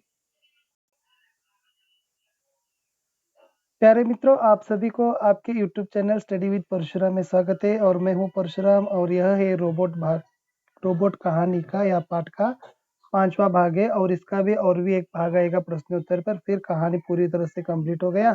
फिर यह होने के बाद हम महिला की साहसगाथ पर चलेंगे। कृपया नहीं हो तो मेरे चैनल को लाइक शेयर सब्सक्राइब करने के लिए न भूलिए और जैसे ही अच्छा लगा तो आपके फ्रेंड सर्कल को भी वहां पर ज़्यादा शेयर कीजिए। देखो कहानी को शुरू करेंगे। कहानी टाइप करके रोबोनिल की धात्विक और तारों भरो परिपंथ वाली खोपड़ी में एकाएक मानो नीली रोशनी हो गई। यानी जो धीरज सक्सेना ने विज्ञान कथा सार टाइप करने के लिए दिया था रोबोनिल को, और जैसे रोबोनिल कहानी टाइप कर रहा था और धात्विक और तारों भर परिपंथ वाली खोपड़ी में, यानी खोपड़ी यानी उसका जो सिर है ना, जो रोबोनिल का सिर किससे बना हुआ है, धात्विक और तारों से बना है। उसकी खोपड़ी में उसकी सिर में क्या होगा कि एकाएक यानी अचानक क्या होगा कि नीली रोशनी आ गई, यानी उसके मस्तिष्क में बच्चों नीली रोशनी आ गया, अचानक उसे शॉक लगा। ठीक है, ಏನಿದೆಪ್ಪ ಅಂತಂದ್ರೆ ಸೊ ವಿಜ್ಞಾನ ಕಥೆಯನ್ನ ಟೈಪ್ ಮಾಡಕ್ಕೆ ಕೊಟ್ಟಿದ್ರು ಧೀರಜ್ ಸಕ್ಸೇನಾ ಅವರು. ಅವಾಗ ಆ ರೋಬೋನಿಲ್ ತಲೆಯಲ್ಲಿ, ಸೊ ರೋಬೋನಿಲ್ ತಲೆ ಏನಾಗಿತ್ತಪ್ಪ ಅಂದ್ರೆ ಧಾತುಗಳು ಮತ್ತು ತಂತಿಗಳಿಂದ ಮಾಡಲ್ಪಟ್ಟಿದೆ. ಆ ತಲೆಯಲ್ಲಿ ಏನಾಗಿತ್ತಪ್ಪ ಅಂದ್ರೆ ಅಚಾನಕ್ ಆಗಿ ಸೊ ಒಮ್ಮಿಂದೊಮ್ಮೆ ಏನಾಯ್ತಪ್ಪ ಅಂತಂದ್ರ ನೀಲಿ ರೋಶನಿ, ಸೊ ಒಮ್ಮೆ ಏನಾಯ್ತಪ್ಪ ಅಂದ್ರೆ ನೀಲಿ ಬೆಳಕಲ್ಲಿ ಬಂದಿತ್ತು ಅಂದ್ರೆ ಅದ್ರ ತಲೆನೇ ಶಾಕ್ ಆಯ್ತು. ಸೊ ಮುಂದೆ ಇದೆ ಅಗಲೆ ರೋಜಿ रोबोनिल के साथ वह संघ के कार्यालय जा पहुंचे. ಸೊ ಏನಾಯ್ತಪ್ಪ ಅಂತಂದ್ರ ಮರುದಿನನೇ ಏನಾಯ್ತಪ್ಪ ಅಂತಂದ್ರ ರೋಬೋನಿಲ್ ರೋಬೋದೀಪನ ಜೊತೆಗೆ ಆ ಸಂಘ, ಯಾವ ಸಂಘ ಇದು, ರೋಬೋಟಿಕ್ ಸಂಘದ ಒಂದು ಆಫೀಸ್ಗೆ ಅವ್ರು ಏನ್ ಮಾಡ್ತಾರಪ್ಪ ಅಂದ್ರೆ ಹೋಗ್ತಾರೆ. सब बातें सुनकर ने अध्यक्ष ने संघ की कार्यकारिणी की आपातकालीन बैठक बुलाई. ಅವಾಗ ಸಂಘದ ಅಧ್ಯಕ್ಷ ಏನ ಮಾಡ್ತಾರಪ್ಪ ಅಂದ್ರ ಆ ರೋಬೋನಿಲ್ ಮತ್ತು ರೋಬೋದೀಪ್ಗಳಿಂದ ಮಾತುಗಳನ್ನ ಕೇಳಿಕೊಂಡು ಒಂದು ಕಾರ್ಯಕಾರಿಣಿ ಅವ್ರದೇ ಆಗಿರ್ತಕ್ಕಂಥ ಒಂದು ಮಂಡಳಿಯ ಕಾರ್ಯ ಸಮಿತಿಯ ಒಂದು ಆಪತ್ಕಾलीन ಅಂದ್ರೆ ಎಮರ್ಜೆನ್ಸಿ ತುರ್ತು ಸಭೆಯನ್ನು ಅವರು ಕರೀತಾರೆ. बैठक में तय हुआ कि सभी रोबोटिक कंपनियों के काम करने वाले रोबोटों की हड़ताल का आह्वान कर दिया जाए. ಈ ಸಭೆಯಲ್ಲಿ ಒಂದು ನಿರ್ಣಯವನ್ನ ಮಾಡ್ತಾರೆ. ಏನ್ ನಿರ್ಣಯ ಮಾಡ್ತಾರಪ್ಪ ಅಂದ್ರ ಈ ರೋಬೋಟಿಕ್ ಕಂಪನಿ ಯಾವುದು, ರೋಬೋಟ್ನಿಕ್ ಕಾರ್ಪೊರೇಷನ್ ಕಂಪನಿಯಿಂದ ಕೆಲಸ ಮಾಡ್ತಕ್ಕಂಥ ಎಲ್ಲಾ ರೋಬೋಟ್ಗಳು ಏನ್ ಮಾಡ್ಬೇಕಪ್ಪ ಅಂದ್ರ ಹಡತಾಲ್ ಅಂದ್ರೆ ಮುಷ್ಕರ, ಸ್ಟ್ರೈಕ್ ಗೆ ಏನ್ ಮಾಡ್ಬೇಕು ಆಹ್ವಾನವನ್ನ ಕೊಟ್ಟವು, ಎಲ್ಲರೂ ಸ್ಟ್ರೈಕ್ ಅಲ್ಲಿ ಭಾಗವನ್ನ ವಹಿಸಬೇಕು. रोबोटिक कंपनियों के मालिकों के बीच इस आह्वान से हलचल मच गई. ಅಷ್ಟೇ ಅಲ್ಲದೆ ಈ ರೋಬೋಟಿಕ್ ಮಾಲೀಕಗಳು ಅಂದ್ರೆ ಏನು ರೋಬೋಟ್ಗಳನ್ನ ಖರೀದಿ ಮಾಡಿರ್ಲ ಅವರೆಲ್ಲ ಖರೀದಿ ಮಾಡಿರ್ತಕ್ಕಂಥ ಮಾಲೀಕರು ಏನಾಯ್ತಪ್ಪ ಅಂದ್ರ ಈ ರೋಬೋಟ್ಗಳು ಸ್ಟ್ರೈಕ್ ಮಾಡೋಣ ಅವ್ರು ಏನಾಗಿದ್ರು ಅಂದ್ರ ಹಲ್ಚಲ್ ಮಚಾನ ಇಸ್ ಕಾರ್ತೆ ಕಿ ಬಚ್ಚೋ ಶೋರ್ ಕರ್ನ, ಅವರೆಲ್ಲ ಏನ್ ಮಾಡ್ತಾರಪ್ಪ ಅಂದ್ರ ಮಾಲಕರು ಗದ್ದಲವನ್ನ ಎಬ್ಬಿಸ್ತಾರು. ಯಾರು ರೋಬೋಟ್ಗಳನ್ನ ಖರೀದಿ ಮಾಡಿರ್ತಕ್ಕಂಥ ಮಾಲೀಕರು. उन्होंने रोबोजित के पर सक्सेना परिवार के साथ हुए अनुबंध को तुरंत रद्द कर देने का दबाव डाला. ಅವೆಲ್ಲ ಒಂದು ಕಂಪನಿಗೆ ಮಾಲೀಕರಿಗೆ ಏನ್ ಮಾಡ್ತಾರಪ್ಪ ಅಂದ್ರ ರೋಬೋಜಿತ್ ಮೇಲೆ ಒತ್ತಡವನ್ನ ಹಾಕ್ತಾರ. ನೀವೇನ್ ಸಕ್ಸೇನಾ ಪರಿವಾರ ಜೊತೆ ಏನ್ ಒಂದು ಅನುಬಂಧ ಅಂದ್ರೆ ಒಪ್ಪಂದ ಕರಾರನ್ ಮಾಡಿರಲ್ಲ ಅದು ಸದ್ಯ ಏನ್ ಮಾಡ್ರಪ್ಪ ಅಂದ್ರೆ ರದ್ದು ಮಾಡ್ರಿ ಅಂತಕ್ಕಂಥ ಒಂದು ಒತ್ತಡ ಯಾರ ಮೇಲೆ ಬರ್ತೈತಿ, ರೋಬೋಜಿತ್ ಮೇಲೆ ಬರ್ತದ. ರೋಬೋಜಿತ್ ಅಕೇಲಾ ಪಡ್ಗಯ್ಯ, ಎಲ್ಲರೂ ಒಂದ್ ಕಡೆ ಆದ್ರೆ ರೋಬೋಜಿತ್ ಒಬ್ನ ಒಂದ್ ಕಡೆ ಆಗ್ತಾನು. मजबूरन उसे धीरज सक्सेना के साथ अपने अनुबंध को तुरंत रद्द करके रोबोनिल को वापस बुलाने की बात माननी पड़ी. मजबूरन इसका अर्थ है कि विवश होकर ಬಹಳಷ್ಟು ದುಃಖದಿಂದ ಅವ ಏನ್ ಮಾಡ್ತಾನಪ್ಪ ಅಂದ್ರೆ ರೋಬೋಜಿತ್ ಧೀರಜ್ ಸಕ್ಸೇನಾ ಅವರು ಮಾಡಿರ್ತಕ್ಕಂಥ ಅನುಬಂಧವನ್ನ ಒಪ್ಪಂದವನ್ನ ರದ್ದು ಮಾಡ್ತಾನ. ಅವ್ರ ಮನೆಯಲ್ಲಿ ಕೆಲಸ ಮಾಡ್ತಕ್ಕಂಥ ರೋಬೋನಿಲ್ನ ಏನ್ ಮಾಡ್ತಾನಪ್ಪ ಅಂದ್ರ ವಾಪಸ್ ಕರೆಸ್ತಕ್ಕಂಥ ಒಂದು ರೋಬೋಟಿಕ್ ಸಂಘದ ಮಾತನ್ನ ಅವ್ನು ಏನ್ ಮಾಡ್ತಾನು ಒಪ್ಕೋತಾನು. ಯಾರು, ರೋಬೋಜಿತ್. ಮುಂದೆ ಇದೆ धीरज सक्सेना को जब यह सब पता चला तो उनके हाथों के तोते उड़ गए. ಸೊ ಈ ಧೀರಜ್ ಸಕ್ಸೇನಾಗ ಏನಾಗ್ತೈತಪ್ಪ ಅಂದ್ರ ಈ ಎಲ್ಲ ಒಂದು ಮಾತುಗಳನ್ನ ಇದೆಲ್ಲ ವಿಷಯಗಳನ್ನ ಗೊತ್ತಾಗತ್ತಿದ್ದ ಆತಂಕ ತೋತೆ ಉಡುಗೆ ಅಂದ್ರೆ ಏನಪ್ಪಾ ಅಂತಂದ್ರ ಅವಂದೇ ಆಗಿರ್ತಕ್ಕಂಥ ಏನಾಗ್ತದಪ್ಪ ಅಂದ್ರೆ ಒಟ್ಟು ಒಂದ್ಸಲ ಗಾಬರಿ ಆಗ್ತಾನೆ. ओके, हलचल मच दिया और यह सच था कि उन्होंने साधुराम को नौकरी से निकालवाने का फैसला कर लिया था. ಆದ್ರೆ ಇದು ಮಾತ್ರ ಸತ್ಯ ಇತ್ತು. ಏನಪ್ಪಾ ಅಂತಂದ್ರೆ ರೋಬೋನಿಲ್ ಬಂಧನ ಹಿಡ್ದ ಅವ್ರ ಮನೇಲಿರ್ತಕ್ಕಂಥ ಸಾಧುರಾಮ್ಗ ಕೆಲಸದಿಂದ ಅವರು ತೆಗೆಯವರಿದ್ರು. पर बदले हुए हालात में मजबूर होकर रोबोटिक संघ के अध्यक्ष के पास जाकर यह गुजारिश करनी पड़ी कि जब तक साधुराम पूरी तरह ठीक नहीं हो जाता है तब तक रोबोनिल उसके पास काम करता रहेगा. ಆದ್ರೆ ಇಲ್ಲಿ ಧೀರಜ್ ಸಕ್ಸೇನಾಗ ಒಂದ್ ಏನಾಗ್ತೈತಪ್ಪ ಅಂತಂದ್ರ ಕೆಲಸ ಗೊತ್ತಾಗ್ತದ. ಒಂದು ಮಾತು ಹೊಳಿತದ. ಅವೇನ್ ಹೇಳ್ತಾನಪ್ಪ ಅಂದ್ರ ಒಂದು ಗುಜಾರಿಸ್ ಅಂದ್ರ ಪ್ರಾರ್ಥನೆ. ಅವೇನ್ ಮಾಡ್ತಾನು ಆ ರೋಬೋಟಿಕ್ ಸಂಘದ ಅಧ್ಯಕ್ಷ ಕಡೆ ಹೋಗ್ತಾನು. ಅಧ್ಯಕ್ಷ ಕಡೆ ಹೋಗಿ ಒಂದು ಪ್ರಾರ್ಥನೆಯನ್ನ ಮಾಡ್ತಾನೆ. ಏನ್ ಮಾಡ್ತಾನಪ್ಪ ಅಂದ್ರ ಜಬ್ ತಕ್ ಸಾಧುರಾಮ್ ಪೂರಿ ತರ ಸೆ ಠೀಕ್ ನಹಿ ಹೋ ಜಾತ ಹೈ, ಎಲ್ಲಿವರೆಗೂ ಸಾಧುರಾಮ್ ಆರಾಮಾಗೋದಿಲ್ಲ ಅಲ್ಲಿವರೆಗೂ ನಾವ್ ಏನ್ ಮಾಡ್ತೀವಿ ರೋಬೋನಿಲನ್ನ ನಮ್ಮ ಬಳಿ ಇಟ್ಕೊಂಡು ಕೆಲಸವನ್ನ ಮಾಡಿಸ್ತೀವಿ. ಯಾವಾಗ ಸಾಧುರಾಮ್ ಆರಾಮ ಆಗ್ತಾನಲ್ಲ ಮತ್ತ ಅವನಿಗೆ ನಾವ್ ಏನ್ ಮಾಡ್ತೀವಪ್ಪ ಅಂದ್ರೆ ಕೆಲಸದ ಮೇಲೆ ಇಟ್ಕೋತೀವಿ ಅಂತಕ್ಕಂತ ಆ ಒಂದು ಧೀರಜ್ ಸಕ್ಸೇನಾ रोबोटिक ಸಂಘದ ಅಧ್ಯಕ್ಷನ ಕಡೆ ಹೋಗಿ ಪ್ರಾರ್ಥನೆಯನ್ನ ಮಾಡ್ತಾನೆ. ಸಂಘ ಕೋ ಯಹ ಬಾತ್ ಮಾನ್ನೆ ಮೇ ಕೋಯಿ ಆಪತ್ತಿ ನಹಿ ಥಿ, ಸಂಘಕ್ಕೆ ಕೂಡ ಇದೇ ಬೇಕಾಗಿತ್ತು. ಅವಾಗ ಈ ಮಾತನ್ನ ಕೂಡ ಅವ್ರು ಏನ್ ಮಾಡ್ಲಿಲ್ಲ, ಒಪ್ಕೊಳ್ಳಿಕ್ಕೆ ಯಾವುದೇ ರೀತಿಯಾಗಿರ್ತಕ್ಕಂಥ ತೊಂದರೆ ಇರಲಿಲ್ಲ. ಶಾಮ್ ಕೋ ರೋಬೋನಿಲ್ और ರೋಬೋದೀಪ್ ಮಿಲೆ, ಅದೇ ದಿನ ಸಾಯಂಕಾಲ ಮತ್ತೆ ರೋಬೋನಿಲ್ ಮತ್ತು ರೋಬೋಜಿತ್ ಅವ್ರು ಸಿಗ್ತಾರೆ. ರೋಬೋದೀಪ್ ಬೋಲಾ, ಅವಾಗ ರೋಬೋದೀಪ್ ಏನ್ ಹೇಳ್ತೈತಪ್ಪ ಅಂದ್ರ मुझे ಖುಷಿ है कि हमारे कारण किसी इंसान को नुकसान नहीं झेलना होगा. ನನಗೆ ಇವತ್ತು ಬಹಳಷ್ಟು ಖುಷಿ ಐತಿ. ಏನಪ್ಪಾ ಅಂದ್ರ ನಮ್ಮ ಒಂದು ಕಾರಣದಿಂದ ನಮ್ದಿಂದ ಯಾವುದೇ ರೀತಿಯಾಗಿರ್ತಕ್ಕಂಥ ಮನುಷ್ಯನಿಗೆ ಹಾನಿ ಆಗ್ಬಾರ್ದು ಅಂತಕ್ಕಂಥದ್ದು. ಸೊ ನನ್ನ ಮಾತಿತ್ತು. ಇವತ್ತು ನಾ ಬಹಳಷ್ಟು ಖುಷಿ ಆದೀನಿ ಅಂತಕ್ಕಂಥದ್ದು ಏನ್ ಮಾಡ್ತಿತ್ತು ಅಂದ್ರ ರೋಬೋದೀಪ್ ಇಲ್ಲಿ ಆ ರೋಬೋನಿಲ್ಗೆ ಏನ್ ಮಾಡ್ತಿತ್ತಪ್ಪ ಅಂದ್ರೆ ಹೇಳ್ತದ.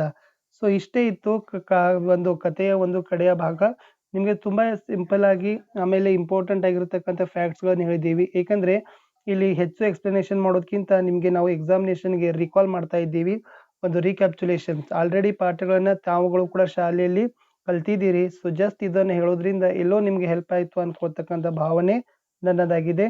ಸೊ ಮುಂದಿನ ಒಂದು ವಿಡಿಯೋದಲ್ಲಿ ಪಾಠದ ಪ್ರಶ್ನೋತ್ತರಗಳ ಬಗ್ಗೆ ನಾವು ಚರ್ಚೆ ಮಾಡೋಣ. प्यारे बच्चों, आप सभी को आपके YouTube channel study with Parashuram में स्वागत है और मैं हूं परशुराम और यह है रोबोट पाठ का अंतिम भाग यानी प्रश्नोत्तर पर। और चलेंगे प्रश्न क्या क्या है और प्रश्न कौन कौन से है, आपको कौन कौन से प्रश्नों के उत्तरों को याद रखना है, परीक्षा के लिए तैयारी भी करना है। पहला प्रश्न है, वर्षों से सक्सेना के परिवार में कौन काम कर रहा था? ಸೊ ವರ್ಷಾನುಗಟ್ಲೆ सक्सेना ಕುಟುಂಬದಲ್ಲಿ ಯಾರು ಕೆಲಸವನ್ನ ಮಾಡುತ್ತಿದ್ದರು? उत्तर होगा साधुराम। आपको पूरा वाक्य में उत्तर लिखना है बच्चों। सेकंड है, धीरज सक्सेना किस कार्यालय में जा पहुंचे? धीरज सक्सेना ಅವರು ಯಾವ ಕಚೇರಿಯಲ್ಲಿ ಹೋದರು? So robotics corporation. एक रोबोट वैक्यूम क्लीनर से क्या साफ कर रहा था? ಒಂದು ರೋಬೋಟ್ ವ್ಯಾಕ್ಯೂಮ್ ಕ್ಲೀನರ್ ನಿಂದ ಏನು ಸ್ವಚ್ಛ ಮಾಡುತ್ತಿತ್ತು? दफ्तर के फर्श को। प्रश्न 4, रोबोनिल की मुलाकात किससे हुई? रोबोनिल ಭೇಟಿ ಯಾರ ಜೊತೆ ಆಯಿತು? रोबोदीप। ಶರ್ಮಾ ಪರಿವಾರ के कुत्ते का नाम लिखी है। ಶರ್ಮಾ ಪರಿವಾರದ ಒಂದು ಮನೆತನದ ಸಾಕು ನಾಯಿ ಯಾವುದು? ಸೊ उत्तर है बच्चों शेरू। रोबोनिल और रोबोदीप किससे मिलने गए? रोबोनिल ಮತ್ತು रोबोदीप ಯಾರನ್ನು ಭೇಟಿ ಮಾಡಲು ಹೋದರು? उत्तर है रोबोजित। प्रश्न 7 है, वैज्ञानिक लेखक का नाम लिखिए। वैज्ञानिक लेखकर ಹೆಸರು ಬರೆಯಿರಿ। उत्तर है आइजक आसिमोवा। प्रश्न 2-3 वाक्य में है बच्चों, साधुराम को क्या हुआ था? देखो, साधुराम सक्सेना परिवार में काम करने वाला एक नौकर था और वह अचानक एक दिन चलती बस से गिरकर खतरनाक चोट आ गई। इस कारण वह अस्पताल में भर्ती करना पड़ा। प्रश्न 2, धीरज सक्सेना को बुद्धिमान रोबोट की जरूरत क्यों थी? क्योंकि घर में नाती पोतों का होमवर्क कराने और सक्सेना का यानी खुद का वर्ड प्रोसेसर का काम संभालने के लिए रोबोट की जरूरत थी। प्रश्न 3, रोबोदीप ने रोबोनिल से क्या कहा? उत्तर है, रोबोदीप ने रोबोनिल से यह कहा कि उनके नियम कुछ भी हो पर हम किसी इंसान के नुकसान का कारण बने यह सही नहीं है और किसी इंसान की नौकरी को खतरा पहुंचे यह बिल्कुल गलत है। प्रश्न 4, रोबोनिल ने रोबोजित को क्या समझाने की कोशिश की? उत्तर है, रोबोनिल ने रोबोजित को यह समझाया कि उनके कारण अगर किसी को नुकसान पहुंचता है वह सही नहीं है। यंत्र मानव और मानवीय नजरे से यह गलत है कि किसी भी इंसान की नौकरी को खतरा पहुंचे, पर यह बात रोबोजित के समझने से बाहर थी। प्रश्न 5 है, कहानी को टाइप करते समय रोबोनिल को क्या हुआ? कहानी को टाइप करते समय रोबोनिल का धात्विक और तारों भरी परिपंथ वाली खोपड़ी में अचानक मानो नीली रोशनी चमक आ गई। यह 2-3 वाक्य के थे और ये प्रश्न 5-6 वाक्य के प्रश्न के उत्तर है। धीरज सक्सेना को घरेलू कामकाज के लिए रोबोट न रखने का निर्णय क्यों लिया गया? उत्तर है, साधोराम वर्षों भर से सक्सेना परिवार में काम कर रहा था। एक दिन अचानक चलती बस से गिरकर खतरनाक चोट आ गई। इस कारण वह अस्पताल में भर्ती रहना पड़ा और सक्सेना परिवार बहुत ही बड़ा था, सभी की देखभाल करना मुश्किल हो गया था। इस कारण घरेलू कामकाज के लिए रोबोट रखने का निर्णय लिया धीरज सक्सेना। प्रश्न 2, रोबोनिल और रोबोदेव की मुलाकात का वर्णन कीजिए। आपको लिखना है, रोबोनिल रोज शाम को शेरू को टहलाने के लिए ले जाता था। तब रोबोदीप से उसकी मुलाकात हुई और रोबोदीप शर्मा परिवार में रहता था और वह धीरज सक्सेना के परिवार के बारे में सारी बात सुन लिया था और जैसे झबरू को घुमाने भी रोबोदीप आता था और उनके बीच में साधुराम की छुट्टी कराने पर रोबोदीप ने रोबोनिल को समझाया। फिर रोबोनिल और रोबोदीप दोनों ही रोबो रोबोदीप से मुलाकात की। फिर रोबोटिक संघ के हड़ताल के लिए उन्होंने ही काम किए और जैसे अंत में साधुराम को रखने का निर्णय भी हो गया। इस प्रकार उनकी दोनों के बीच में मुलाकात का वर्णन आपको लिखना है। आगे है बच्चों, विज्ञान कथा का सार लिखना है। क्या है? रोबोट एक यह कहानी विज्ञान प्रगति की ओर संकेत करती है। यानी जैसे ही यह है कि रोबोनिल और रोबोदीप दो यंत्र मानव नौकरी पर लगते हैं। अपने कार्यों से वह परिवार की प्रशंसा पात्र बनते हैं। दोनों को अपने काम प्रति श्रद्धा है, लेकिन अब अपने कराए किसी नौकर की रोटी पर आंच आते देखते तब उन्हें दुख होता है। वे अपने संग के विरुद्ध जाते हैं। सच्चाई की जीत होती है और यंत्र मानव को बस यह बात की खुशी होती है कि उनके कारण किसी मानव को नुकसान नहीं पहुंचता है। यहाँ पर लिखना है और नहीं से भी आपको देखो टेक्स्ट में भी एक है, जैसे ही धीरज सक्सेना ने रोबोनिल को टाइप करने के लिए जो विज्ञान कथा का सार दिया था ना, वो भी लिखना है। मैं आपको बताता हूँ वो पेज नंबर कहाँ का है। वो पेज नंबर है बच्चों, yes, page number 106 third paragraph लिखना है। 106 थर्ड पैराग्राफ। यहाँ पर विज्ञान कथा का सार बहुत ही आसान से है। रोबोटिक कंपनियों के मालिकों के बीच हलचल क्यों मच गई? देखो यहाँ पर है उत्तर लिखना है, रोबोटिक कंपनियों की मालिकों के बीच हलचल मच गई। इसके कारण है कि रोबोटिक्स कॉर्पोरेशन के विरुद्ध में उन्होंने रोबोट ने आवाज उठाई थी और उनका कहना था कि रोबोट मनुष्य की तरह स्वार्थ को न अपनाए। इन्हीं कारण से रोबोटिक संघ के संघर्ष होता है और हड़ताल भी होती है। अनुबंध रद्द होने तक बात पहुंचती है, अतः समझौता होने तक यह हलचल चलती ही रहती है। यह तक उत्तर था। बच्चों यह है, आपको कहानी से ध्यान से सुनना है बच्चों वीडियो को, वहाँ पर आपको उत्तर ज़रूरत मिलेगा। क्योंकि मैं यहाँ पर ना मोटे तौर पर मेन पॉइंट्स उतना ही बता रहा हूँ, फिर आपको कहानी सुनना है, वहाँ पर आपको कंटेंट मिलेगा। ठीक है। प्रश्न 1 है, वर्ष 2030 डैश नवंबर का महीना था। उत्तर के है। आप साधारण रोबोट डैश भी काम करा सकते हैं। उत्तर होगा से। थर्ड है, रोबोनिल डैश घर में आ जाने से सभी ने राहत की सांस ली। के है। रोबोटो डैश हड़ताल की घोषणा की। उत्तर होगा से, रोबोटों से। और प्रश्न 5 है, संघ को यह बात मानने कोई आपत्ति नहीं थी। में, ये उत्तर है। आगे है बच्चों, जोड़कर लिखना। यह सुनकर काउंटर पर रोबोट बोला ई है और मगर रोबोदीप यह तो रोबोटिक नियम के विरुद्ध है। ये हो गया। और शाम को रोबोनिल क्या करता था कि और रोबोदीप मिले। ये लास्ट है। दोनों के बीच में कुछ गुप्त मंत्रणा हुई और सक्सेना परिवार रोबोनिल को पाकर फूला नहीं समा रहा था। ये जोड़कर उत्तर था। आगे है बच्चों, एक वचन और बहुवचन के लिए वहां पर उदाहरण लिखना है। आपको बेटा का लिखना है कि बेटा का बेटे, नाती का लिखना है नाती नाती, कुत्ता कुत्ते लिखना है, छुट्टी छुट्टियाँ लिखना है, बेटिया का बेटी हो गया, पोता का पोते, फिर कंपनियां कंपनी, नौकरियां नौकरी। वचन को बदलना था। फिर लास्ट में पहुंच गए बच्चों, अनुरूपता है। शेरू को टहलाने के लिए रोबोनिल जाता था, फिर झबरू को टहलाने के लिए रोबोदीप जाता था। मुखिया धीरज सक्सेना है, सेवक साधोरा में टस से मस न होना मुहावरा करते, अटल रहना है, फूले न समाना इसका अर्थ है कि बच्चों बहुत खुश होना। यह था क्वेश्चन आंसर्स की सीरीज पर। शॉर्ट में बताया हूँ, फिर भी इम्पोर्टेंट बताया हूँ। आपको ये वीडियो देखना है, अच्छा लगा तो लाइक शेयर सब्सक्राइब करने के लिए न भूलिए।